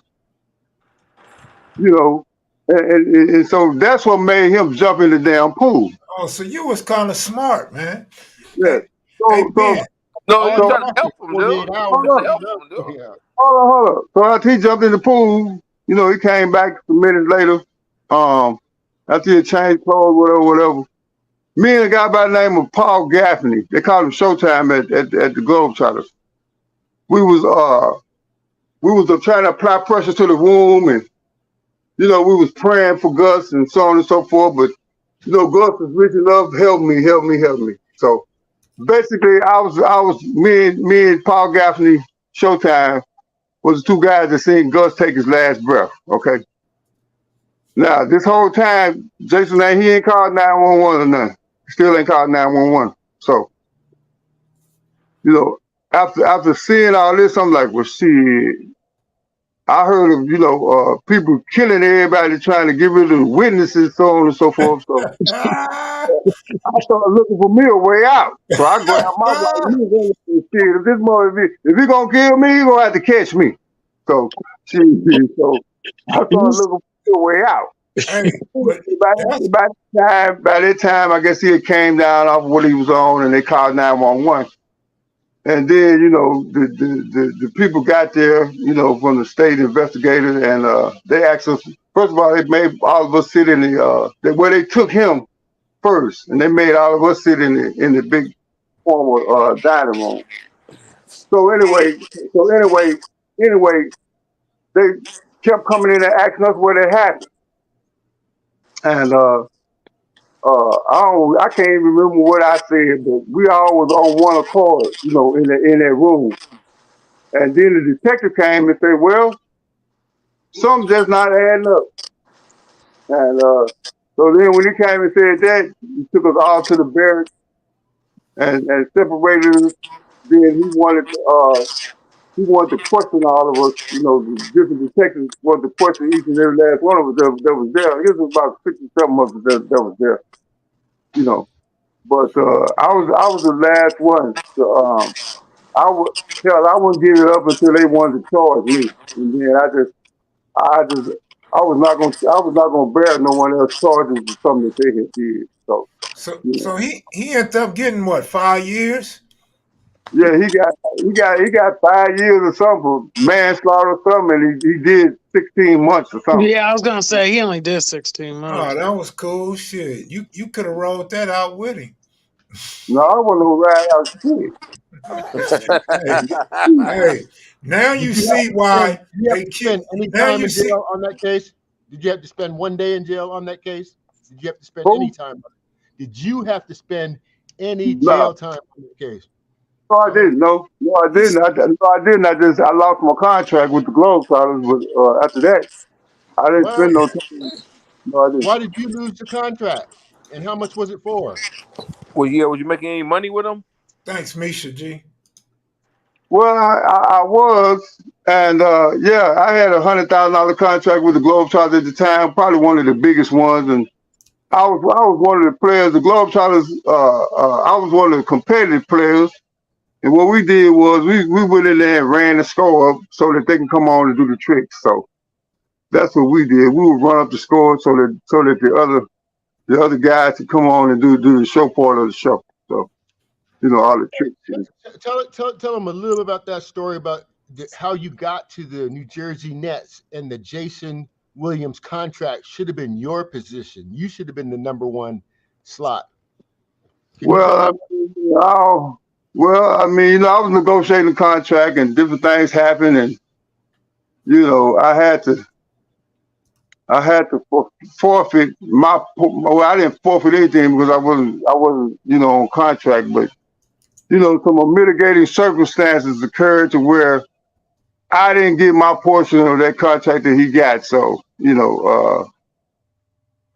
happened, and life had to go on. Right, but Jason, you were supposed to get a big chunk of the money that he got. Yeah, I was. Other than the mitigating circumstances that we can't discuss, we can't talk about a little bit about the mitigating circumstances. I don't want to talk about it right now. All right, I don't want to talk. No. I mean, I Hey, just got hey, Benoit, now you see why some people kill the witnesses. The I don't care problem what is they do. They weren't killing me. the problem is he would have had a murder with that manslaughter had he did that. Yeah, well, he wasn't gonna have nothing with me because I wasn't gonna be there. Have you Yeah. talked to him since he got out? Well, we did a show up in New York, an autograph sign, and I tried to talk to him. Everything seemed like it was cool, but then a day later, he called himself, I guess, smashing me on this other What It Is podcast with Mace and them. But what? yeah, but he ended up making himself look like a damn fool because they said he was drunk on there, and you know, so and then they all the things that he called himself saying about me. In the end, it was reversed, on him. So But the truth will always set you free, and that's all we were looking for, the truth, because there's two sides of every story. I heard the same podcast, and that's I why I don't have thought to have no. your I side of mean, the story. at the time, I didn't feel like I had to have no rebuttal because I was angry, and my kids was one that called me and said, "Well, Dad, check this out. Did you? My kids was angry. My mom, all the people who really knew something about me was angry because when I went up there, I told them all. We were all laughing, as a family, and I said, "Oh yeah, Jason gonna be there, so on and so forth," and he hugged me and acted like everything was cool. But he did have a sneaky little shy little look on his face. And you sent me a picture you guys took, remember? I sent you a picture, and he did have a sneaky Send it little to grin. us. But Send it to us. my thing is, I have my chance to say whatever I want to say, like now on my own platform, my own way. And like you say, it's always two sides to a story. And where one of the guys said they would spit on me, and he wanted to be locked up in a room with me, so on and so forth. Hey, I don't know if you want to be. I wish an MF would spit on me. I guarantee you will hear about the news because it'll go down. I don't know what kind of impression people got of me, but I ain't no whole ass punk ass nigga, and we can handle it how we can handle it for real, and that go to any damn body. Cause ain't no nigga finna walk up to me and spit on me or kick me or do nothing, nigga. You better try to be ready to do something. Cause If he was gonna do something, he would have did it there. So he's just talking shit. Yeah, he didn't want no problem. They was on the podcast. But when you say that kind of stuff, then my light go off like, you know what I'm saying? It goes off. Like Kel was saying something about my so-called enemy. I ain't got no enemy. If you're gonna be real about a situation, then be real and tell the whole truth. Don't tell half the story. Because I got my side too. And just remember that. That's all I'm saying. Just remember that. I got a side just like you got a side. So you tell your story the way you want to tell it, and I'm gonna damn sure tell my story the way I want to tell it. Till God set my mouth up. Right, that's right. He set my mouth up. I'm gonna have to. And that has always been my forte. Very, very. Kev, am I correct that Keith Kloss, that was on your show yesterday, said that the day after the incident that Benoit just described, he was with Jason Williams? Yeah, he did say that. How did that happen? Because how did that path cross? I mean, he's not from New York. How did I don't know. We have to ask Keith. Where in the world, man? Yeah, okay. I was just wondering because it's a coincidence, to be on the Clippers, and then the next thing you know, you're at a crime scene with Jason Williams. That seems like a heck of a coincidence, but it would just happen by. I just want to know the story behind it. Anyway. Oh, somebody had posted your career stats, Ben, but Subway. Yeah, so you was one of the great players in college when you was at Creighton, huh? Yes, I was. Yeah. A lot of younger people don't know that. Yeah. But you left before you graduated. Would you have graduated is a question because of the Creighton University's policies of excellence. Absolutely, I would have graduated. Yes, I would have graduated. Okay, but you decided to leave college at your first year, second year? Yes, yeah. The I second left year. after my 2 years. Yes. Yep. All right, fellas, I'm about to log out. I got to finish up some work. And I really enjoyed this conversation with all of you guys and seeing you guys. All Good right. seeing you, Benoit. I haven't seen you in a minute. Let's do this again, Fran. You know, when Benoit's lively, he's actually got a lot of good stories, and you would be the one to bring out some of the best of them. So, you know, I'm looking forward to doing another Lord, show. here we go. Here Yeah. we go. Yeah, I definitely enjoyed all of this. Thanks, Kev. Thanks, Okay, Bo. Fran. I'll Okay, see you. thank Bye, Alan. Bye, Benoit. All right, See All you. right. Benoit, you need to send me that picture, man. What picture? You and Jason. Okay. Oh, y'all, when y'all in New York somewhere at in Yeah. Yeah. an office place? Wait, you want me to send it to you? Let me see if I can find it. Let me I see. seen it on the internet. Let me see if I can find it. Here go I your got it. career He had start. on a suit. I'll come back in a minute. Benoit had 6,000 rebounds. Huh? Yeah, man, nigga, Benoit was all right though, dude. Nah, he was all right. I just thought he was lazy. But Yeah, he was. I never been 7 foot tall and weighed as Yeah. much as him, so that's just my opinion. It's a good show again tonight, Kev. Oh yeah. Thanks to you, Bo. Trying to be funny, huh? No, I'm gonna have to do crack stories since y'all like to talk about crack. You didn't smoke crack. Never. I smoked the Primo one time on accident. Now you will know that when you'll get on. You was always super solid. We used to be a little crybaby though. I said I ain't gonna say nothing, but you kept me used to warm in here. Hey, man, as long as it's the truth, it don't bother me. Like somebody said I got marked out in jail one time. Hey, that's fine. Because everything I did in life was a learning lesson. I got marked out too though. I did. I never got marked out again. How'd you get marked out? I mean, it's a story on YouTube. I sent it to you. I got marked out before too though. I don't give a fuck. Do you remember Tony Jackson, light-skinned dude, stayed on Yep. El Viso? Yep. He was there. He was there. He was in. But I mean, you got to see what you consider marked out. I'm gonna send you the video. I'm not A gonna nigga marked revisit me out when I was in the pen. He asked me if he wanted to. The nigga wanted to fight. Asked me to catch a fade. I told him I'm cool. I don't want to fight, so I got marked out. Yeah. It's all good. Look, if it bothered me, I would have never told the story. It didn't bother me, but yeah, he tried to ask me to fight in front of everybody. Like, nigga, fuck you, nigga. Run it. I need that. And I was like, I don't want to fight. So I got marked out.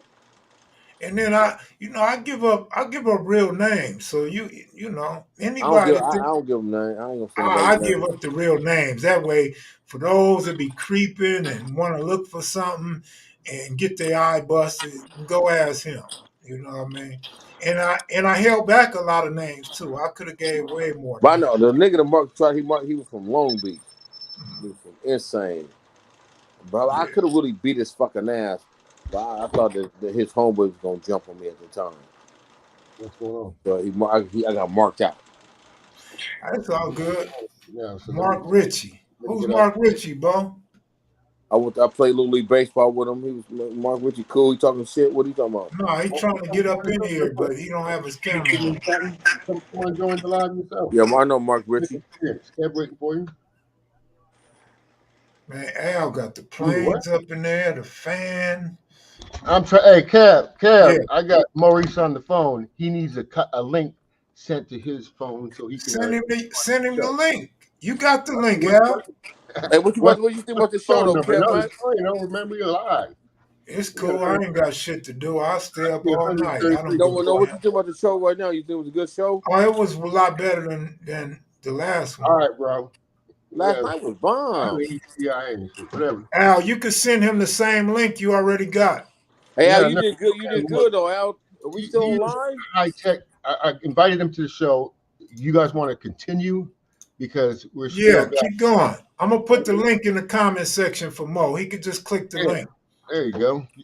Mo's the most high tech. You're talking about geniuses in the neighborhood. This is one of them. Mo. Yeah. You know, he really knows his stuff when it comes to this computer and streaming game. He could make this stream look so much better But like we were talking about before, trying to get people together that we know, other than just out there committing, crimes. Why not can we put together a business and grow this channel and got all the experts right here to prove it? That's what I think. That's what I think we should do, Man, man. I told you I want to interview you in person about all that stuff, so we could get Mo on too, man. Yeah, well, let's get Mo. That's where his background is. Yeah, Now, I want to start moving gradually away from the game content, stick with some other stuff, man.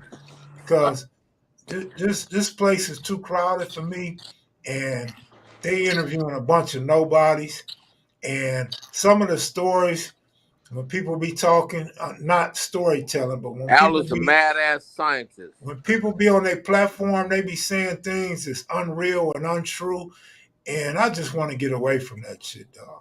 You don't want to be over there no more? Where? Where you are now? No, I want to get away from the gang content. I need comedians like you and mad scientists like Al and ex-NBA players like Benoit. And I need some prostitutes. I need some women that can talk about prostituting and selling their body. You know what? I think that's a better angle than, no disrespect to the gangbangers or whatever. Well, that's just kind of dried up. You should probably talk about what you just said.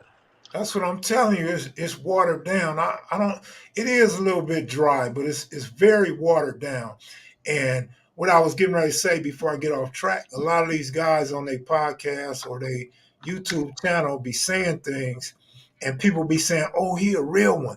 Oh, he a real one. This is the greatest channel." And I'll be saying, "You guys don't even know you praising a rat. You praising you. It's just." It's stuff that I can't tell because I don't want to hate on other YouTubers, but it burns me up inside. Like y'all saying this dude is a real one and he's not a real one. That's why I like the truth. It exposes that, but sometimes everybody's got to hold back what they say. I feel that kind of tension even on the podcast. Hey, be quiet. You can't say that. But the truth, you should be able to speak. No. You wrong with that. Truth hurts, man. No, truth hurts, bro. That's not truth true. Hurts. That's not true because you can't say the real. I think will attract people to your them channel niggas, is the I truth. got so much shit about that, watered dude. down stuff. You gotta water. Sometimes you can't. I don't really give a fuck, but you can't say I'm not saying their names. When I said that shit last time with them two niggas, them two dudes, that shit. Every man, 100 motherfuckers calling me about them. So to say the truth about somebody, sometimes you can't because they don't think that's the truth. They think that oh no, nigga, I wasn't like that. Yes, you was. Yes, you was, dude. With internet now, with information being so available, it's going to be hard to keep the truth out. There's cameras. I'm not going to say no names. Clouding the truth, Al. The truth is being clouded, bro. It is clouded and smoked up. You can't because everybody can't handle it. Like everybody can't. Everybody want to be the have-nots. And everybody know I got a problem with motherfuckers who's born on second base and think they don't want to hit the double. I got a problem, like, dude. I got a problem with you, dude. You some pot puff ass niggas, so stop. So where's Mo at? Man, like I said, I gave him an introduction, and he's not living up to the standard because he should know how to hack into the back of your StreamYard. He's that smart. Hey, France was a good look though, man. She knows sports, but she was a good look. Hey, Austin, Texas. I'm not talking about no trolls. I'm not talking about people in the comment section. I'm talking about real live YouTubers and podcasters, bro. I mean, you gotta. This shit is kind of cool though, man. I was reading. I'll give you another credit because I think for as far as the View Park show, you're the first View Parker that has a successful streaming channel. You do, man. Dude, you got a lot of people watch your shit. I can't name of any other right now, so that's a first for View Park right there. I think you should come back to LA, man, to get a studio out here, and it'd be super bomb to have people right in the studio. We ain't gotta do this shit on iPhones. Let me tell you one day him and Benoit is going to get him and Mike Tyson together in Vegas doing one of these streams. Wow, that'd be so bomb, dude. Let me tell you why. Let me tell you why that's a bad idea, Bo. Why? Number one, LA is too expensive. I don't have enough support to afford to live in LA. Number two, if I'm in LA, fool, you know how accessible I'm gonna be to the criminality in LA.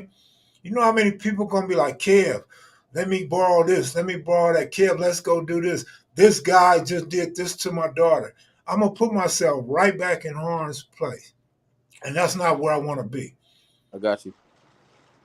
Kev, as you've grown in the gang content, how political is it, speaking about what you can say? Because you speak the truth a lot of times, but when it's gang-related truth, there may be some threats behind it. Do you feel comfortable dealing in that content, knowing that someone could take something wrong and just green light you?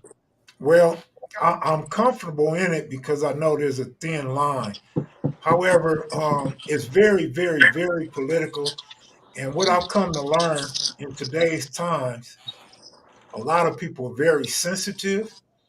Yeah. So you have to be real careful with words you say and who you refer to. And also, there's certain gangs that hold the 60 part, being from rolling 60s, they still hold that part against me. And they would much rather somebody in Florida that never been to LA talk about their gang than Carmack talk about their gang. Mm-hmm. And the third element to this is, like Bo said, man, people can't take the truth. So it's kind of hard to tell the truth. And when I'm talking about telling the truth, I'm talking about looking at a court case, the stuff that was used in court about them, or written in the LA Times, or from one of my older OG homeboys that has gave me secondhand information But and a about lot of guns. that, Kev, is already publicly available on the Yeah, internet. Why yeah, would somebody not want you to talk about something that's already out there?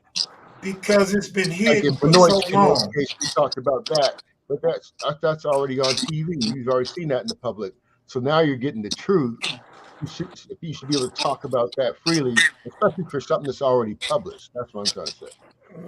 Well, still, even when you say that, there's still so much. Like you guys were saying, there was haters that wouldn't hook you up with certain individuals. There's haters that won't let you go to their next level. Well, there's haters in gangs too. And those dudes don't want to see me elevate to the top. Some dudes aren't comfortable with Kev Mack being the go-to guy in gang history. Even some of my own homeboys question at one point, like, who is Kev Mack to be speaking on this? Who is Kev Mack to be talking to other gangs? Because they feel like they were harder than me. They put in more work than me. They did more time in prison than me, which is not an accolade to me. To me, an accolade is, what have you done for your kid? Have you raised your kid well? Did you keep your kid from joining a gang? Did you keep your kid from doing drugs? You know what I'm saying? Did you treat your kid's mom nice and sufficient enough in front of the kids to where they know daddy and mom just aren't together, but daddy's not going to disrespect mom? Like, But let me just say this. go So ahead. I'm just because I know everybody listen. I never gang bang, but putting in work for the hood kind of count. It It count. does count or doesn't count? It does count. If Well, that's your hood, you put in work. That Well, count. both, I'm on both sides of that because I put in work. So yeah, I should be respected for my love and the work that I did for the Rolling 60s. But at the same time, why should it count that we hurt another black man because of where he grew up? Because it's the last time I said. So speaking from a person in gang bang, so you know the rules. If you gang bang and you're a Damu and you're a Crip, and then y'all kill each other, that's what it is. Yeah, but So, that ain't cool, man. That's what I'm saying. but gang I'm banging ain't cool as far as I'm concerned. okay, If that's cool, the life you cool, in, then those cool, are the rules of gang bang. For me, cool. gang banging ain't cool because you kill black folks. But if that's what you chose to do, then that's what it is. Yeah, but at the end of the day, man, ain't nothing cool about taking another black man's life because of where his parents At the raised him. beginning of the day, it ain't. At all of the day, you shouldn't do it. That's why I didn't want to gang bang. I'm not gonna fucking kill somebody. You crazy? I I'm not mean, gonna kill another race. I'm not killing. I'm not gonna take a person's life. That's not who I am. But well, I will take your life if you trying to take mine. But just off the dribble, just I'm gonna kill you because just nigga, no, that's silly, stupid. You killed the yeah, nigga but because y'all live in different parts of of the same. You can live a block away from you. So gangbang, you can live a couple blocks away, and there's another hood. But see, this is what I'm trying to say, Bo. Because you're right, but let me try to be as clear as I can. You putting in work, whatever it is, beating somebody up, stabbing somebody, shooting somebody, or killing somebody, right? That's cool when you don't know. When you don't know any better. When you have so many things that you can do in life, but you choose a gangbang. You know, the ignorance of our adolescent years and growing into adulthood. But I'm saying when you get older, there's a bigger picture. Like you said, when you went to Folsom, you start to see things differently, and you got to band together with other blacks as a black man, as does whites and What's up, Mexicans Bigum? and race. So I'm Huh? saying at this point right now today, You want to get in on our the show, man? mid-50s, I'm oh, on this the show. shit ain't Yeah. cool. Hey, we can hear you, You don't Alan. get no points for that shit. Yeah, with Benoit But Trey. I'm when Yeah. we listening was to y'all. younger, Everything No, on street. I mean, you should get points, but they got What triple happened to digit Mo? OGs that's still out Okay, there man. banging, and then they get points. For me, you don't get no points. You But don't get no points for killing. what I'm saying though, Bo, is when we was younger, yeah, them was points. That's what made your reputation. That's who you are. That's who you became. That's where you got your respect from. I'm saying as now though, at our age, I don't want to hear about that shit. Nigga, you ain't no bigger or better than nobody else. It's about how you raise your Okay, kids. well, one second. No, I'm not good. I can't look at it like that. I'm just going to How much do your family respect you? Kevin, you have grew up to be a wise man, from the little crying little kid to white man. So I respect that. That's the picture, right? I got that picture. That's it right there. That's it. I got that picture. You know, send me that picture, Benoit. Yeah, I can send it to you. Yeah. Hey, go No, you look know it who up, sent? right? I have it. You know who sent it to me? Huh? I have that picture. You know who sent it? Oh, okay. Yeah. Francis. Hello. Hello. She sent me that picture of you and that Jason Williams. Y'all, were y'all in New York or somewhere? Yeah, we was in New York at that autograph signing. Yeah. She sent me that picture, dude. Yeah. again. Yeah. Just see what. Do you know what her problem is, though, dude? I think that you probably broke her heart, and then that's the problem. I mean, that's what I Man, think. that's been so long ago, bro. But women don't. They probably take a long time to get over it, though. I know you fucked around with her a few times, different times. I've been friends with her since her son was on my little league baseball team. Now that nigga got kids, so that's how long I know Francis. Exactly. Her son was like 7 years old, and I got out of prison, and I was coaching baseball, and her son was on my team. Yeah. Hello. I know the story. I know the story. So you weren't even in the NBA then. You was you even born? I was retired. No, maybe I wasn't in, but I was coming. Because I got in the NBA in 85. Hey, Kev, one Yeah, quick question. Are you yeah, good? Can you keep going for about 10 minutes? I yeah. got Mark Ritchie. I sent him a link. He wants to talk to Benoit. You remember Mark Ritchie, right? Now he's backstage. He's saying Oh, that well, his devices aren't connected. his, His his camera and mic microphone aren't on. his mic doesn't work, but I'm gonna have to go help him out. It'll give me about 5 minutes. Take your time, man. I'll be here for about an hour. All right, well, I'm going to the restroom. That's where I'm going. Yeah, That's go cool. I go. want to talk to Kevin anyway. So Kev, man, I think go on, Benoit. I want you to listen. Go on, Benoit. Now, what now? No, cool. I'll see when you get back. He said go piss so he could talk to me. Yeah, man, you got a great plateau, man. You can so them two basketball players that play the NBA and they got their podcast now and HBO picked it up. Who and they were just dogging that.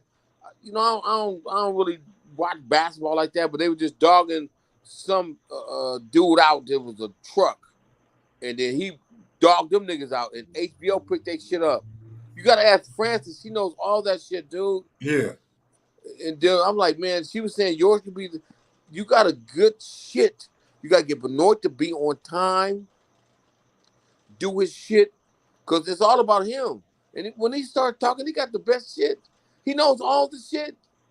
He know all the players, all the great players of the NBA, man.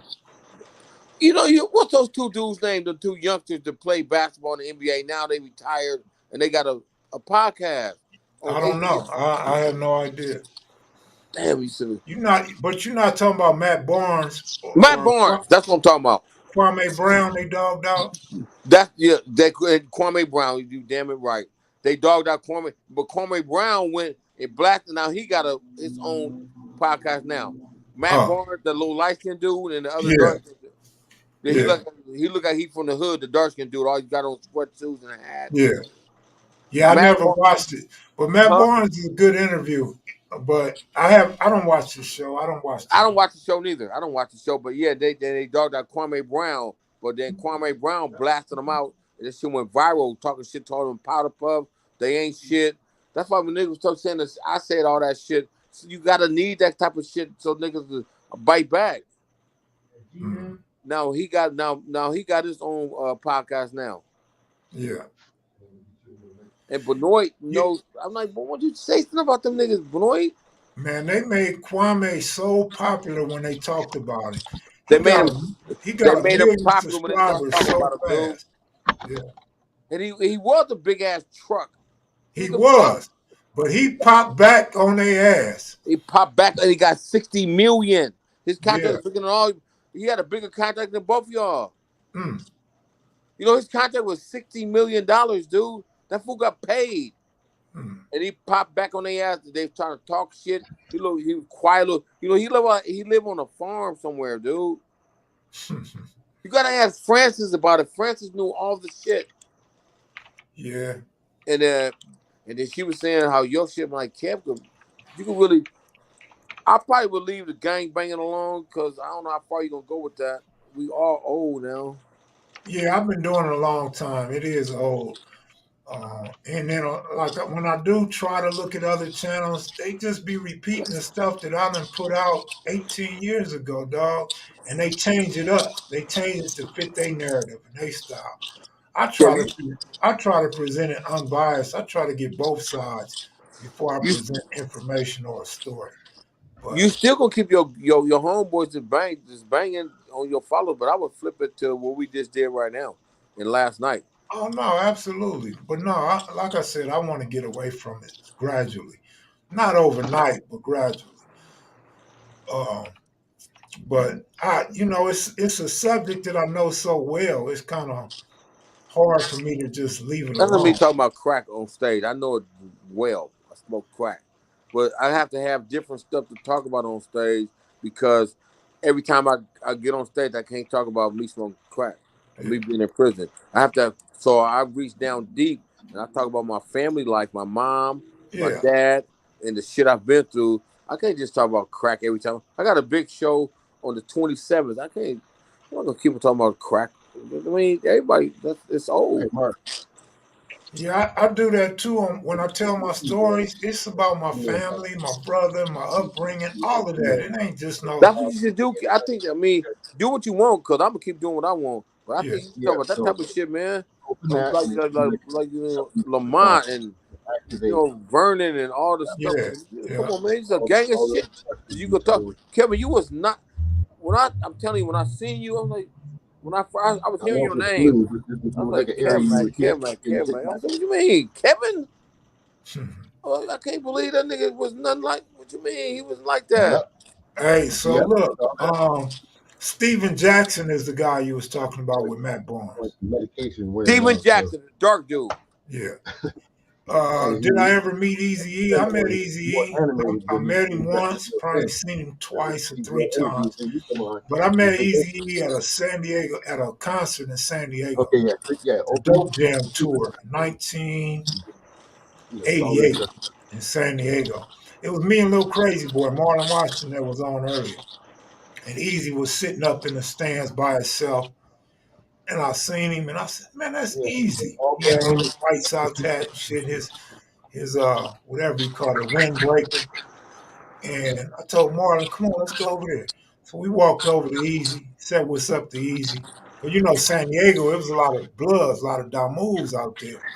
And so Eazy was like, "Man, y'all be careful." We like, "Yeah, you be careful." You know what I'm saying? You by yourself. And he kicked it. He stayed by himself, and we left. So that's when I met Eazy. I couldn't tell you any other Eazy stories. I seen him, I believe, at the mall. And I vividly remember seeing him on Crenshaw and Slauson in a white Astro van. It was him, Dr. Dre. I don't remember who else. Maybe DJ Yella, MC Ren, and that's it. I don't have no stories of being with Easy or nothing like that. Hey, man, I was really looking forward to talking to your brother, dude. I wanted to see what he was going to say because I didn't really believe he was going to come on in the first place, but he's not the type to just hide. You know, he hid from Al, I guess, where he was asleep, but you know, he don't like to talk, bro, and he's not a public person, so I had a hard time believing he would be on anyway. But Al assured me that he was click coming. agree. I think that's it. Man, I really wanted to talk to him, dude. Yeah. Dude, he Click that. Lamont. It was me, Lamont, Vernon Hicks, Kenny Hicks. We was homeboys. We was all friends. 1 second. But I always knew Lamont was dude. I ain't gonna talk he on the panel. But I was cool with him all the way up to junior high school. That was my friend, dude, from kindergarten. Mm-hmm. The first time I had, man, you do you had a lot of energy tonight, bro. Huh? You had a lot of energy tonight. Yeah, and I appreciate it. it's all good. Why you be getting so mean and shit? Like you this tough guy, man. I'm I not ain't the no guard. Not at all. I'm not the guard on the other team, man. Where you swatting my shit, and knocking me to the ground. That's not what I'm trying to present out there. But you know, even in saying that, I mean, I had a right to defend myself, and you know. You don't have to be defensive with me, bro. We homies. We cool. You don't have to be defensive. I ain't talking about you, Kel. What are you talking about? All right. I ain't saying nothing about you. I'm just saying it's you know, some might come out, some might come on, and you know, people you know, like you say, you know, people who have had ill will toward me. Hell yeah, I'm you know, my antennas up because you know whatever that pretty ass Porsche you had. Huh? That slant nose pretty Porsche you had. Man, all that shit been gone. Shit, you know, what the black one? That pretty slant nose Porsche was so pretty. That slant nose was awesome, wasn't it? It was a black convertible. The black convertible slant nose. It was so pretty. Yeah. So Benoit, I got a question. It's actually from somebody in the comment section. Who was better, Andrew Bynum or Kwame Brown? Mm-hmm.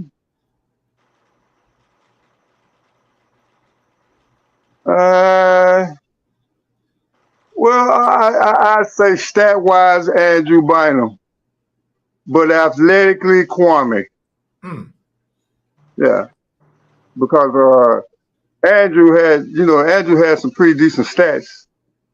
You know, Kwame was, you know, injury prone or whatever, but you know, he made his money and got the hell out. But you know, coming in from an athletic standpoint, you know, he was good enough to make it out of high school. So, you know, that's saying a lot. You know what I'm saying?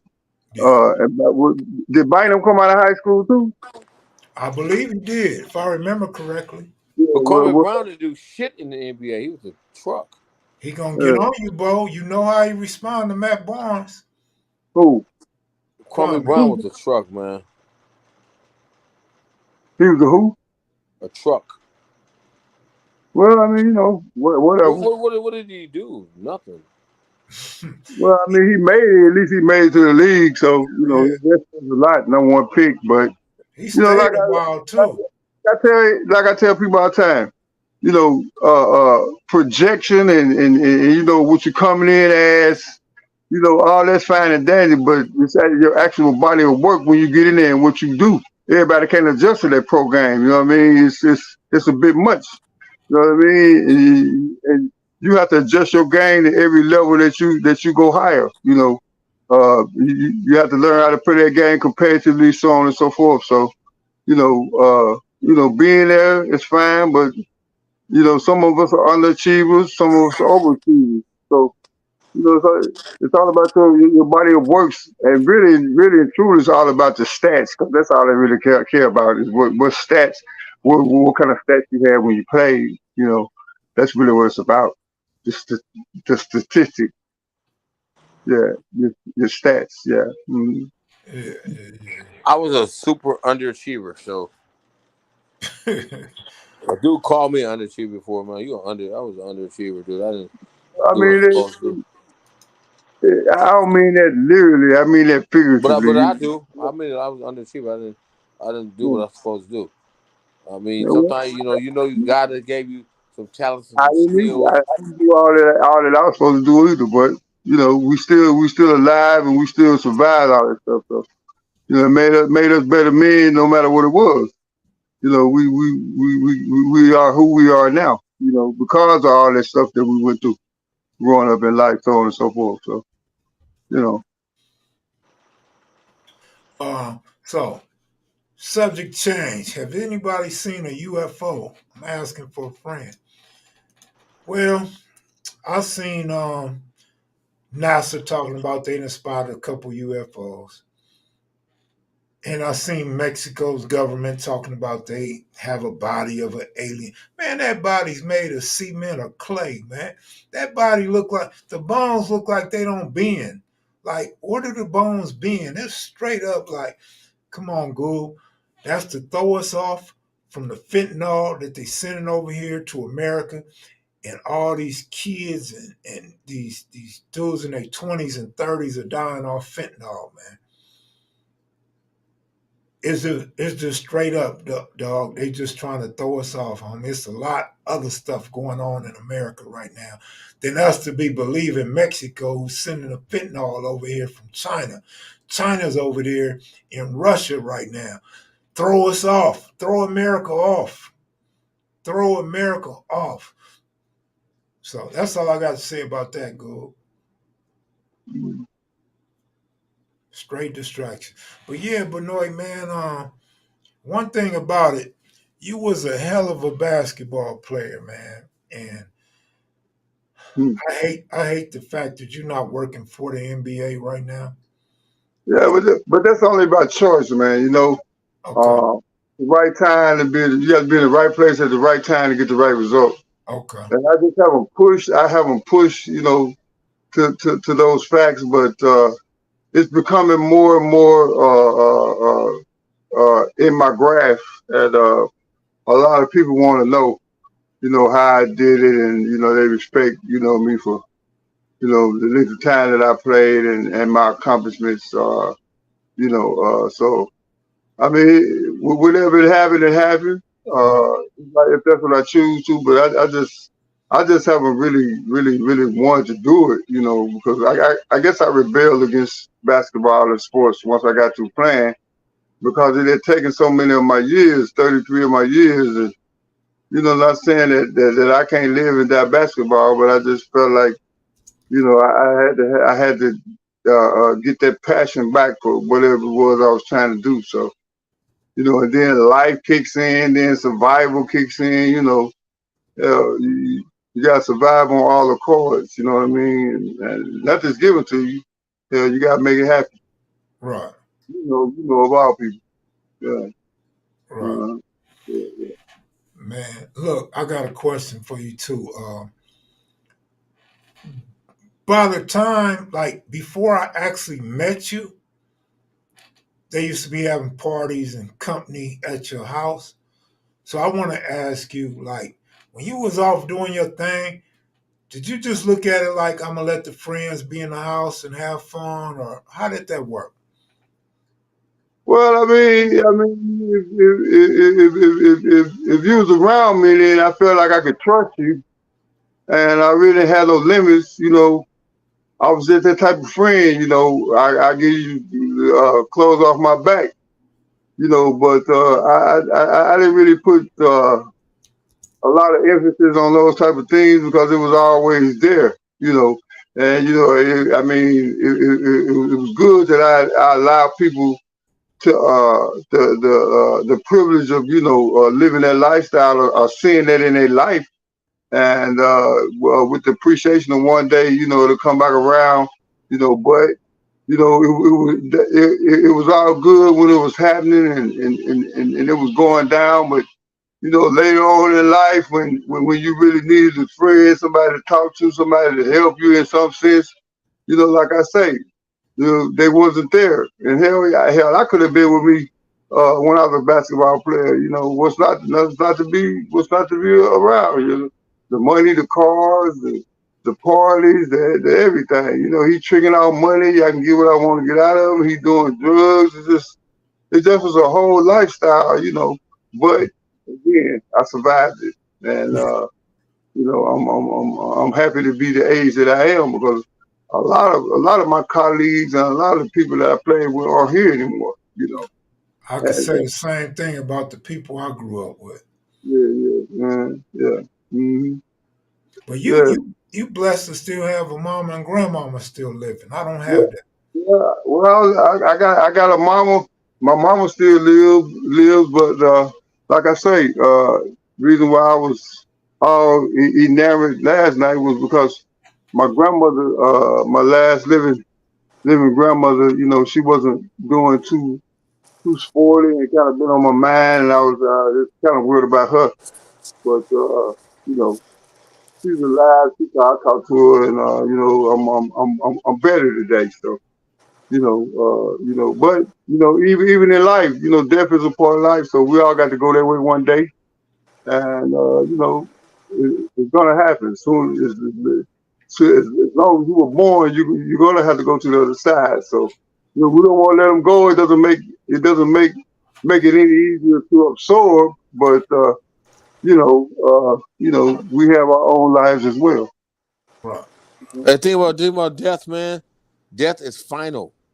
Can nobody give it back? Your mother, your father, the district attorney, the DA, your cousin, it's But they're done. on the other side, You have though. to you have to live your life to the fullest because the biggest regret in life is to live with the regret that you didn't try your best because you will live with it the rest of your fucking life. Yeah. Death is death. Once you are dead, it's over, and no one can give your life back. Nope. Just gotta go to the other side. Hey, let me tell you something, man. I get up every fucking day. I walk to work and I do the best I can in life, and I wake up to be happy. Happiness is a choice. You choose to be happy. You choose to be grumpy. It's easy to be grumpy, complain about everything you see, you complain about it. Oh, this ain't right. Oh, this ain't right. You can complain all day long for the rest of your life, but then you can be happy. You have to look at the silver lining behind anything in life. There's always something that is better. That you can see something and be, but then okay, well I'm still living. Like you could think. Let me give you an example. You could be on the freeway and be like, excuse me, the freeway is crowded as fuck. I can't speed. I want to go the way, but God could slow you down because it could be an accident up there. And then you could be in it. Yeah. So now you're on the freeway that's crowded, but he slowed you down for a reason, or you missed that light for a reason. Yeah. Right. Live your fucking life, man. I tell my girl, live your life because it'll be behind you. Yes, Benoit works with kids. He got a camp. And do you speak to kids as well, Benoit? Say what now? Do you speak to any kids? I know you got a basketball camp. Yes, I speak to kids. Absolutely. I do different things. You know, camp and personal training, so on and so forth. Yeah, it's a passion of mine. So I mean, you know, yeah. I do speaking engagements, personal training, so on and so forth. Yeah. Hey, tell them how to find your website in case they want to start a camp with you or send money Well, to your camp. it's my website is zero capital B ENJAMIN 0.com.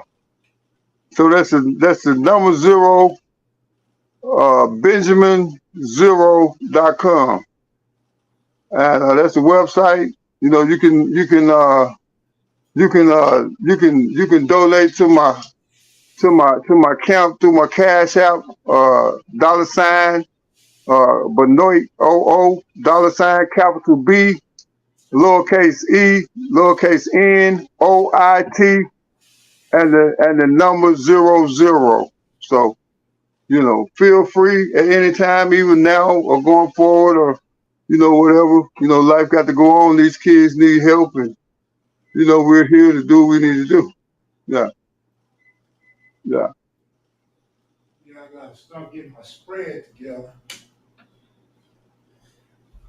Somebody wanted to know if I bet on tonight's game. No, I did not bet on tonight's game, but I did pick the right winner. And also, I gave out a couple winners. Somebody on the Discord app hit me in a private message, asked me for 2 teams. I gave them the Minnesota Twins run line and the New York Yankees Boston game over 9.5, both winners. So I went 3 for 3 today, but no, I did not bet. In fact, actually, I gave out another one too. I gave out Navy first half in game, in play, plus 3.5, they covered, and plus 9.5 for the whole game. Navy versus Memphis, final score. Where Allen go, man? He was helping Craig get on. No, he was helping Mark Ritchie. Yeah. Navy versus Memphis, final score. I'm about to sign off, man. I gotta be a close one to Memphis today. The final score was 28-24. So I gave out 5 out of 5 winners today. 5 out of 5 winners, and no, I didn't bet. Go Young DJ also gave out all winners. At least 3 I know for sure. So yeah, maybe I'm getting back on track, man. No losers today. Maybe, yeah. I don't know what. I'm about to play with Benoit on 2K. What team, old school? He didn't play in 2000. Benoit was already done in 2000. Yeah. So he played on the Clippers, the Supersonics, the Lakers, that team in Canada, the Grizzlies, Toronto, Philly, Jersey, Milwaukee. Yeah, I don't know how I forgot about Jersey. Yeah. He said, I used to play for Memphis 91 to 93. Oh, he said they got all the old teams. Well, man, he's on like 7, 8 teams, man. You could find him. Yeah. Clippers, Lakers, Supersonics, he was balling on the Sonics and Grizzlies. Nigga, I was balling on all of them, nigga. What you talking about? Nigga, you wasn't nothing on the Lakers, fool. Yeah, okay, whatever. You ain't get no minutes, hell. Yeah, that was nothing. Yeah, he was good on the Clippers, too. I was there, nigga. Yeah. You're right, I wasn't. You right. Bloody Divock and Elder Cameron, them your homeboy. You remember them? Yeah, I remember them. I wasn't an Eldon Campbell fan, though. Oh, okay. Well, I'm just saying who was on the team. AC was on there. Worthy was I play with Worthy? Oh, Worthy was nice. What about Coop? I ain't never played with them. You know, Coop stayed on Gregg Street, right? Yeah, down there at the corner of Mount Vernon or something. Yeah, I used to always see Coop for years, man. Fool would always drive that convertible Bug. I guess he saved his money. Yeah. What else? Yeah, man. Norm Nixon was up there. Debbie Allen. There go Al. 4 minutes. He's gonna try another phone. Hey man, you got 30 minutes, dog. 'Cause I'm making my spread right now. Good looking. Eldon Campbell went to Morningside. I didn't realize that. You ever played against Paul Pierce? Who, me? Paul Pierce, yeah. Yeah, we used to play. All of them used to be up at the old gym at UCLA. Playing in the summer. Yeah. Baron Davis, all of them. Capono, Barnes, all of them used to be up there. The other little guard they had down there, what was his name? Ty Edney, all of them used to be over there. Magic. Yeah. Everybody would come. Everybody would come all over. She said you played against all her crushes. She's a cougar, man. She's a cougar. Oh, who? You played against all her crushes, all the guys she liked. Oh, okay. Cool. All right. Excellent. Eldon Campbell, Little Brothers are my homies from Sex Jerks, Clown, and Lil Clown. All right, all right. That's what's up. Yeah, Small world, man. Small world. Ben, you yeah. never got caught up in the gang shit when you came to LA? Nope. Mm-mm. You like, nigga, I'm from the South, nigga. Fuck a gang, huh? I ain't know nothing about none of that. I mean, I hung around schoolyard crips, but Whoa. I mean, I hung around some gangs, but you know, as far as being in there now, I wasn't never in no gang. Yeah. Schoolyards. I like the Lakers, Benoit Benjamin. Okay. All right, Lakers.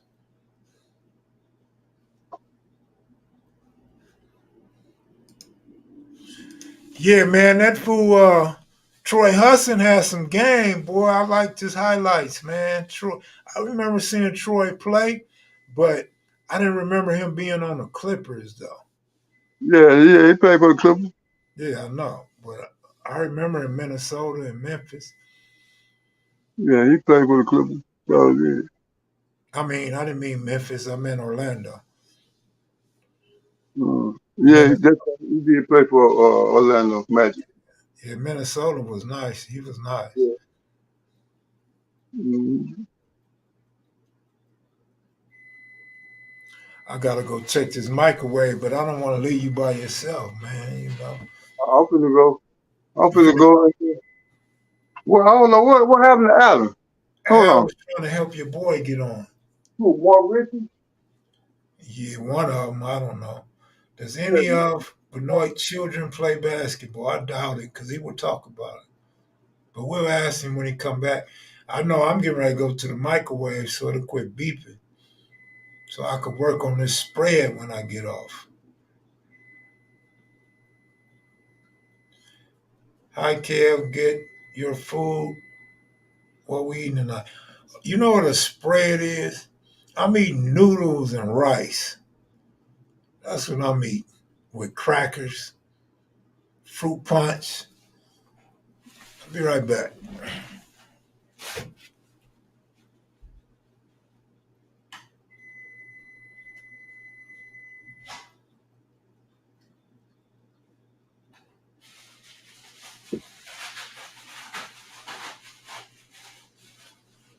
Did they get back on?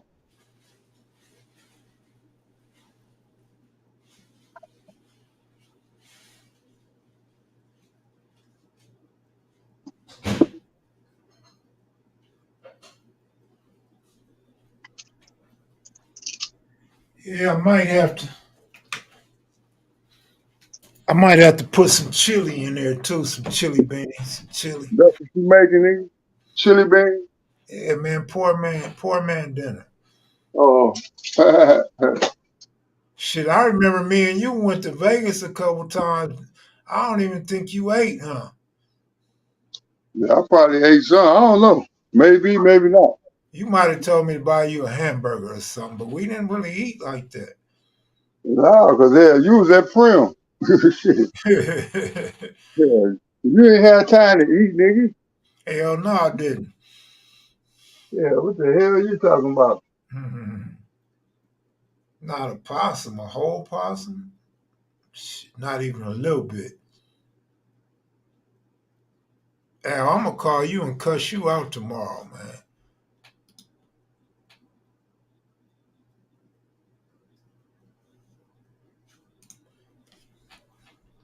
Just looked up Benoit highlights. Damn, big dog, tallish. Yeah, man, y'all got to be young or y'all wasn't no real basketball fans, man. Y'all don't know Benoit.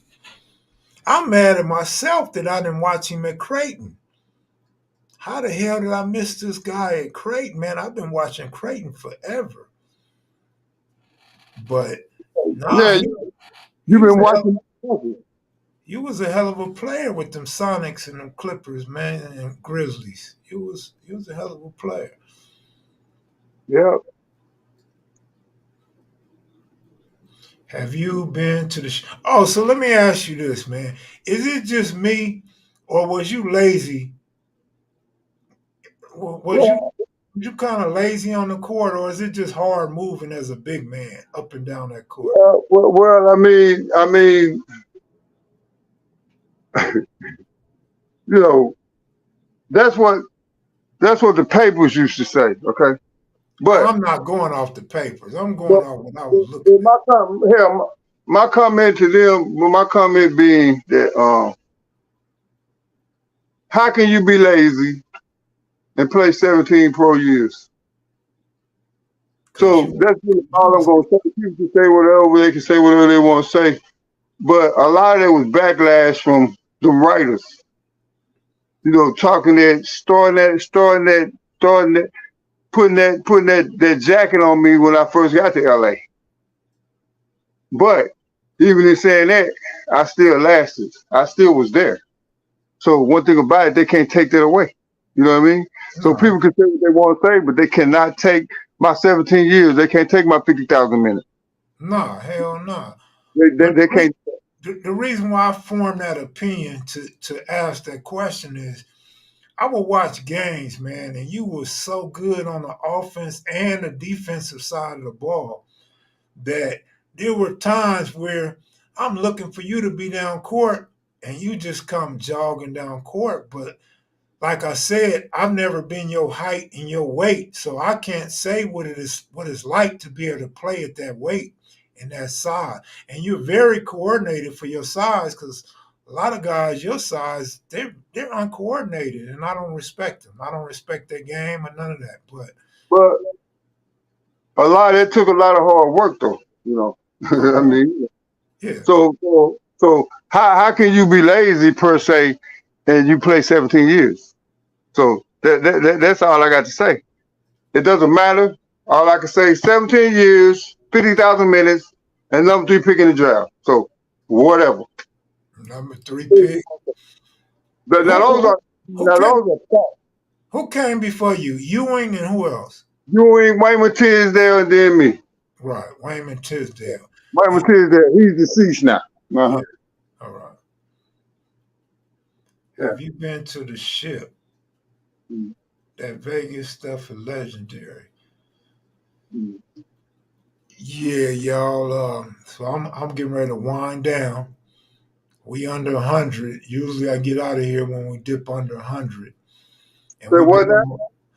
I'm talking to the audience. I usually dip out of here when we get under 100 viewers, and I usually dip out of here after an hour. But I'm going to give y'all another 25 minutes. I remember faintly. Okay. I think Benoit could have been way better, but he was lazy as fuck. See, that's why I asked him that question, Asiatic Supreme, but it's just a question because I'm not going to call him lazy. I say he appeared to be lazy, but I kind of think that somebody in the comment section said you could have been way better, but you was lazy as fuck. Well, I don't agree. I could have been better, but I don't agree with the lazy part. Tell them to tell them to take a walk in my shoes. Then we'll see.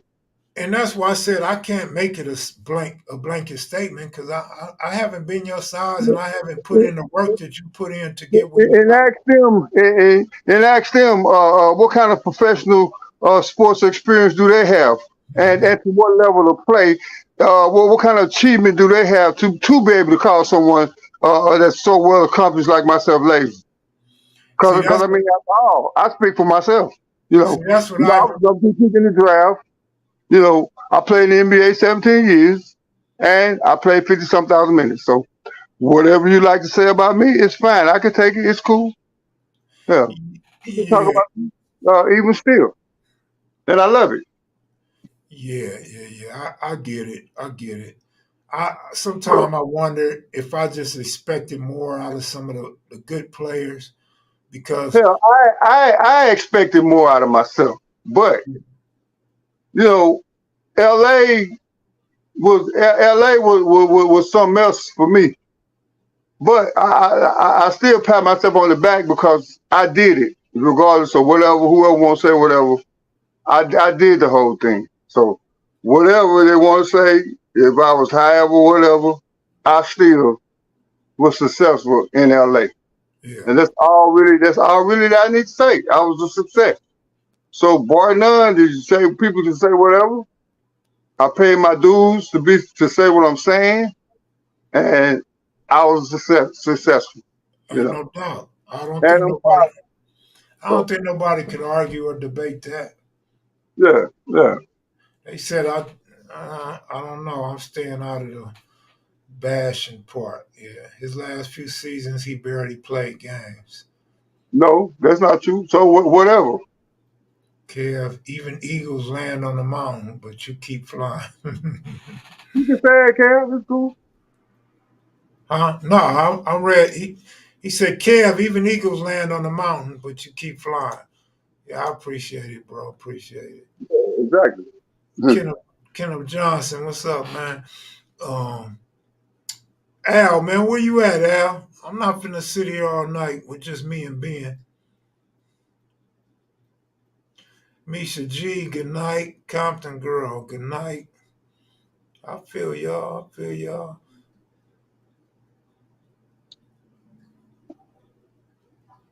I'm a B-ball fan, so just from that perspective, not bashing Benoit. Yeah, I mean, I think it's a fair question, I think. But again, we don't have no experience of playing on that level or at that size. Exactly.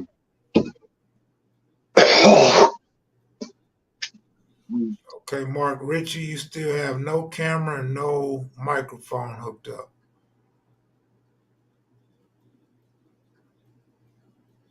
Mark Ritchie, man, what kind of phone you got, dog? You might have to go to your settings and turn your stuff on. Oh, he disappeared. Al, man, you've been over there 40 minutes with that cat. Android. Oh, Android. Oh, man, get you a real phone. What you got, Benoit? iPhone? I got an Android. Oh, Yeah. okay. All right. They say Richie got a flip phone. Okay, Mo, so what up, Mo? Mo, why you trying to don't get come the on real and phone talk to connected, us, Mo? get one of these phones connected or Let us call see today. what black excellence look like. Because I'm gonna send you a link Okay, it says entering the studio. Okay, yeah. Entering, continue with YouTube. Yep. Okay, but now I got my daughter's address right here. So Why is your daughter address on there? Well, use her address. It don't matter. Shit.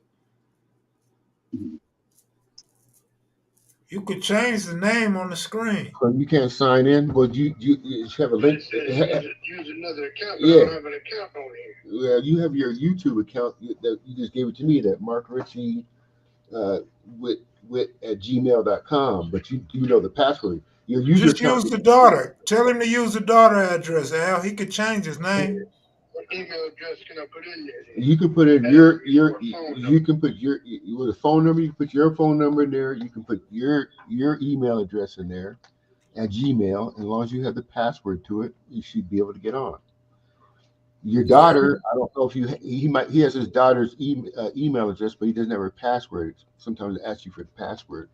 Everybody's leaving anyway, Al. Okay, well everybody's leaving, Mark. So unless you can do it right out the way, Benoit's still on the screen. You guys can say something for the record. Yeah, Benoit's still here. He could use his daughter's address, man. He could change his You name can on the use your screen. daughter's address. Just click on hers and see if it go through. Just click on hers and see if it goes through. Then he have to make sure his phone and microphone are on. So He's entering his password right now. So let's see. That's about as close as we got so far. because he keeps going backstage, but Hey, Benoit, how did you and Mark Ritchie meet? You remember? How did you and Bigum meet? In the hills. I mean, but how? You just walking down the street in the hills and bumped into? Uh, Oh, I think one of his friends brought him over, and we started partying. So okay. he Yeah, brought well, him over to the house. you password in for your email address. And okay. The other way is her. If you put her email address in, yes. Now, here, let me try my email address. Shit, just put mine in there. I got my own password. Don't matter which one you put in there. Okay. Hold on. Back it up. Okay, so I need So to your put house was in the Dons, right? I called it ball when Phone number in hills. there. your email. Let me put your email. Okay. What's Yeah. your email? President, President at Jet Boy, Set did West Monroe High have some good teams when you were in high school? What? FLYRS. West Monroe have any good teams when you was in high school? Okay. Jet set what? Yeah, they was mostly known for football. They was national ranks and all that. They were Jet were Set. were the upper echelon of the white population. They recruited out after Let me know when you're ready to. out their mothers' houses, so on and so forth, and that was their mechanism. They used their finances to lure the top athletes over at the West Monroe. But they were known mostly for their football program. Yeah, West Monroe Rebels. Yeah.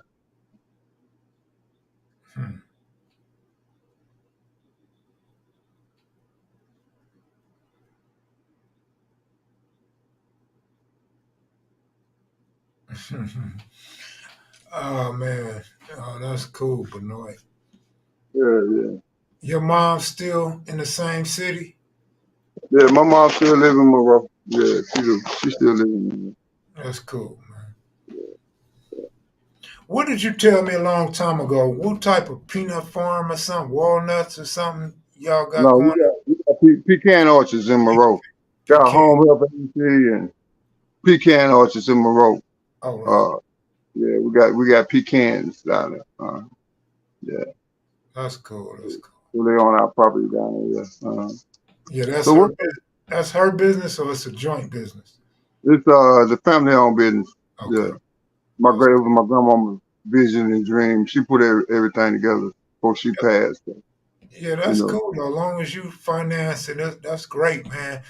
A lot of people wish they could be in a position to get a family-owned business, man, just by financing it. Mm-hmm. Yeah, well, we've been in business since I think it was 81 around there. My grandmother had a vision.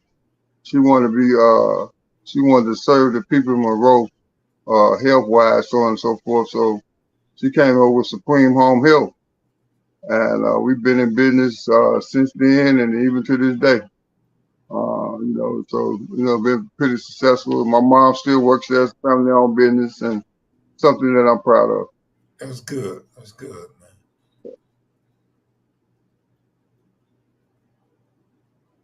Mm. Oh, Al, and this dude need to just come on another night. Yeah. Well, I'm getting tired. I'm hungry. I want to see what teams that I picked for people, how they really did. yeah. All right. I mean, I'm gonna give them another 10 minutes, but I'm gonna start charging for these picks when I get hot, man. Hey, I mean, giving out winners and you don't get nothing for it suck, man. What good is that shit? I gotta switch my phone. This thing right here going on. Go plug it up. All right. All right. Al, man, Benoit is gone, dog. And I'm gone too, man. Between the next 3 and 13 minutes. The email is Jet Set Flyers. His last name pronounced Benoit. FL. First of all, his last name is Benjamin. FLYERS. Leonard Benoit Benjamin. But Leonard is actually Benoit. But when he want to get fancy and swaggy or French on us, it's Benoit. Like he likes when the ladies call him Benoit. So if you a man, just call him Benoit, man. Shout out to Mom's best gumbo to this day. I judge all other gumbo by Ben's mamas to this day. That's right. 0-1.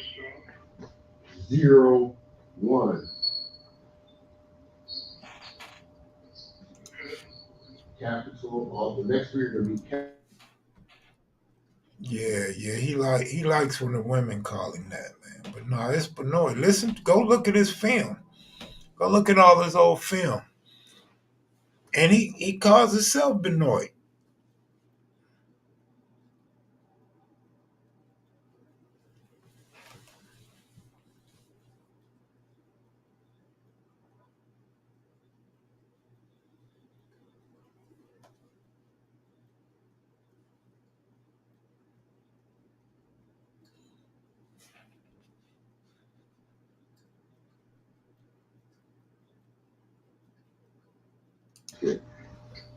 Hey, Al, Ben left for the night, man.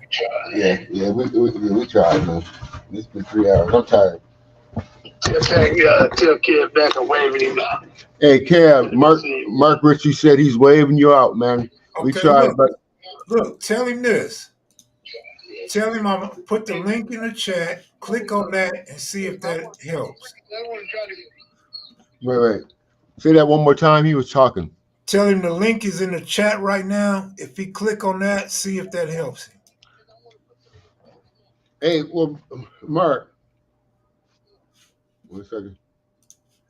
Go to the chat. There's the link in the chat real quick and see if that helps out by just clicking the one in the chat.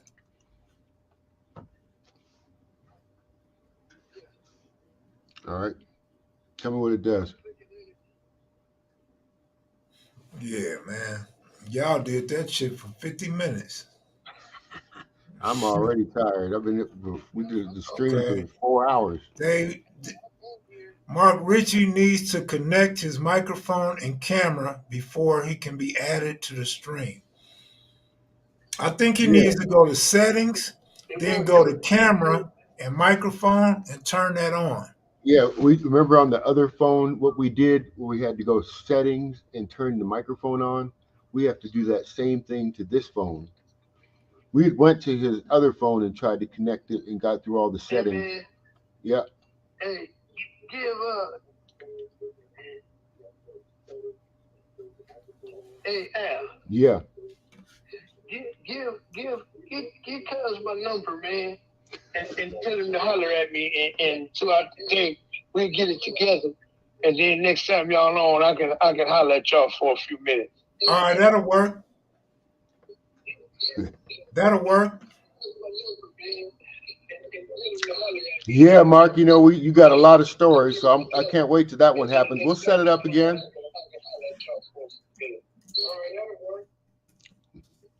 Yeah, tell him, hey, I'm trying to get a few of them bets. I'm trying to get a couple of them teams on my paper. Oh yeah, well you need to holler at me.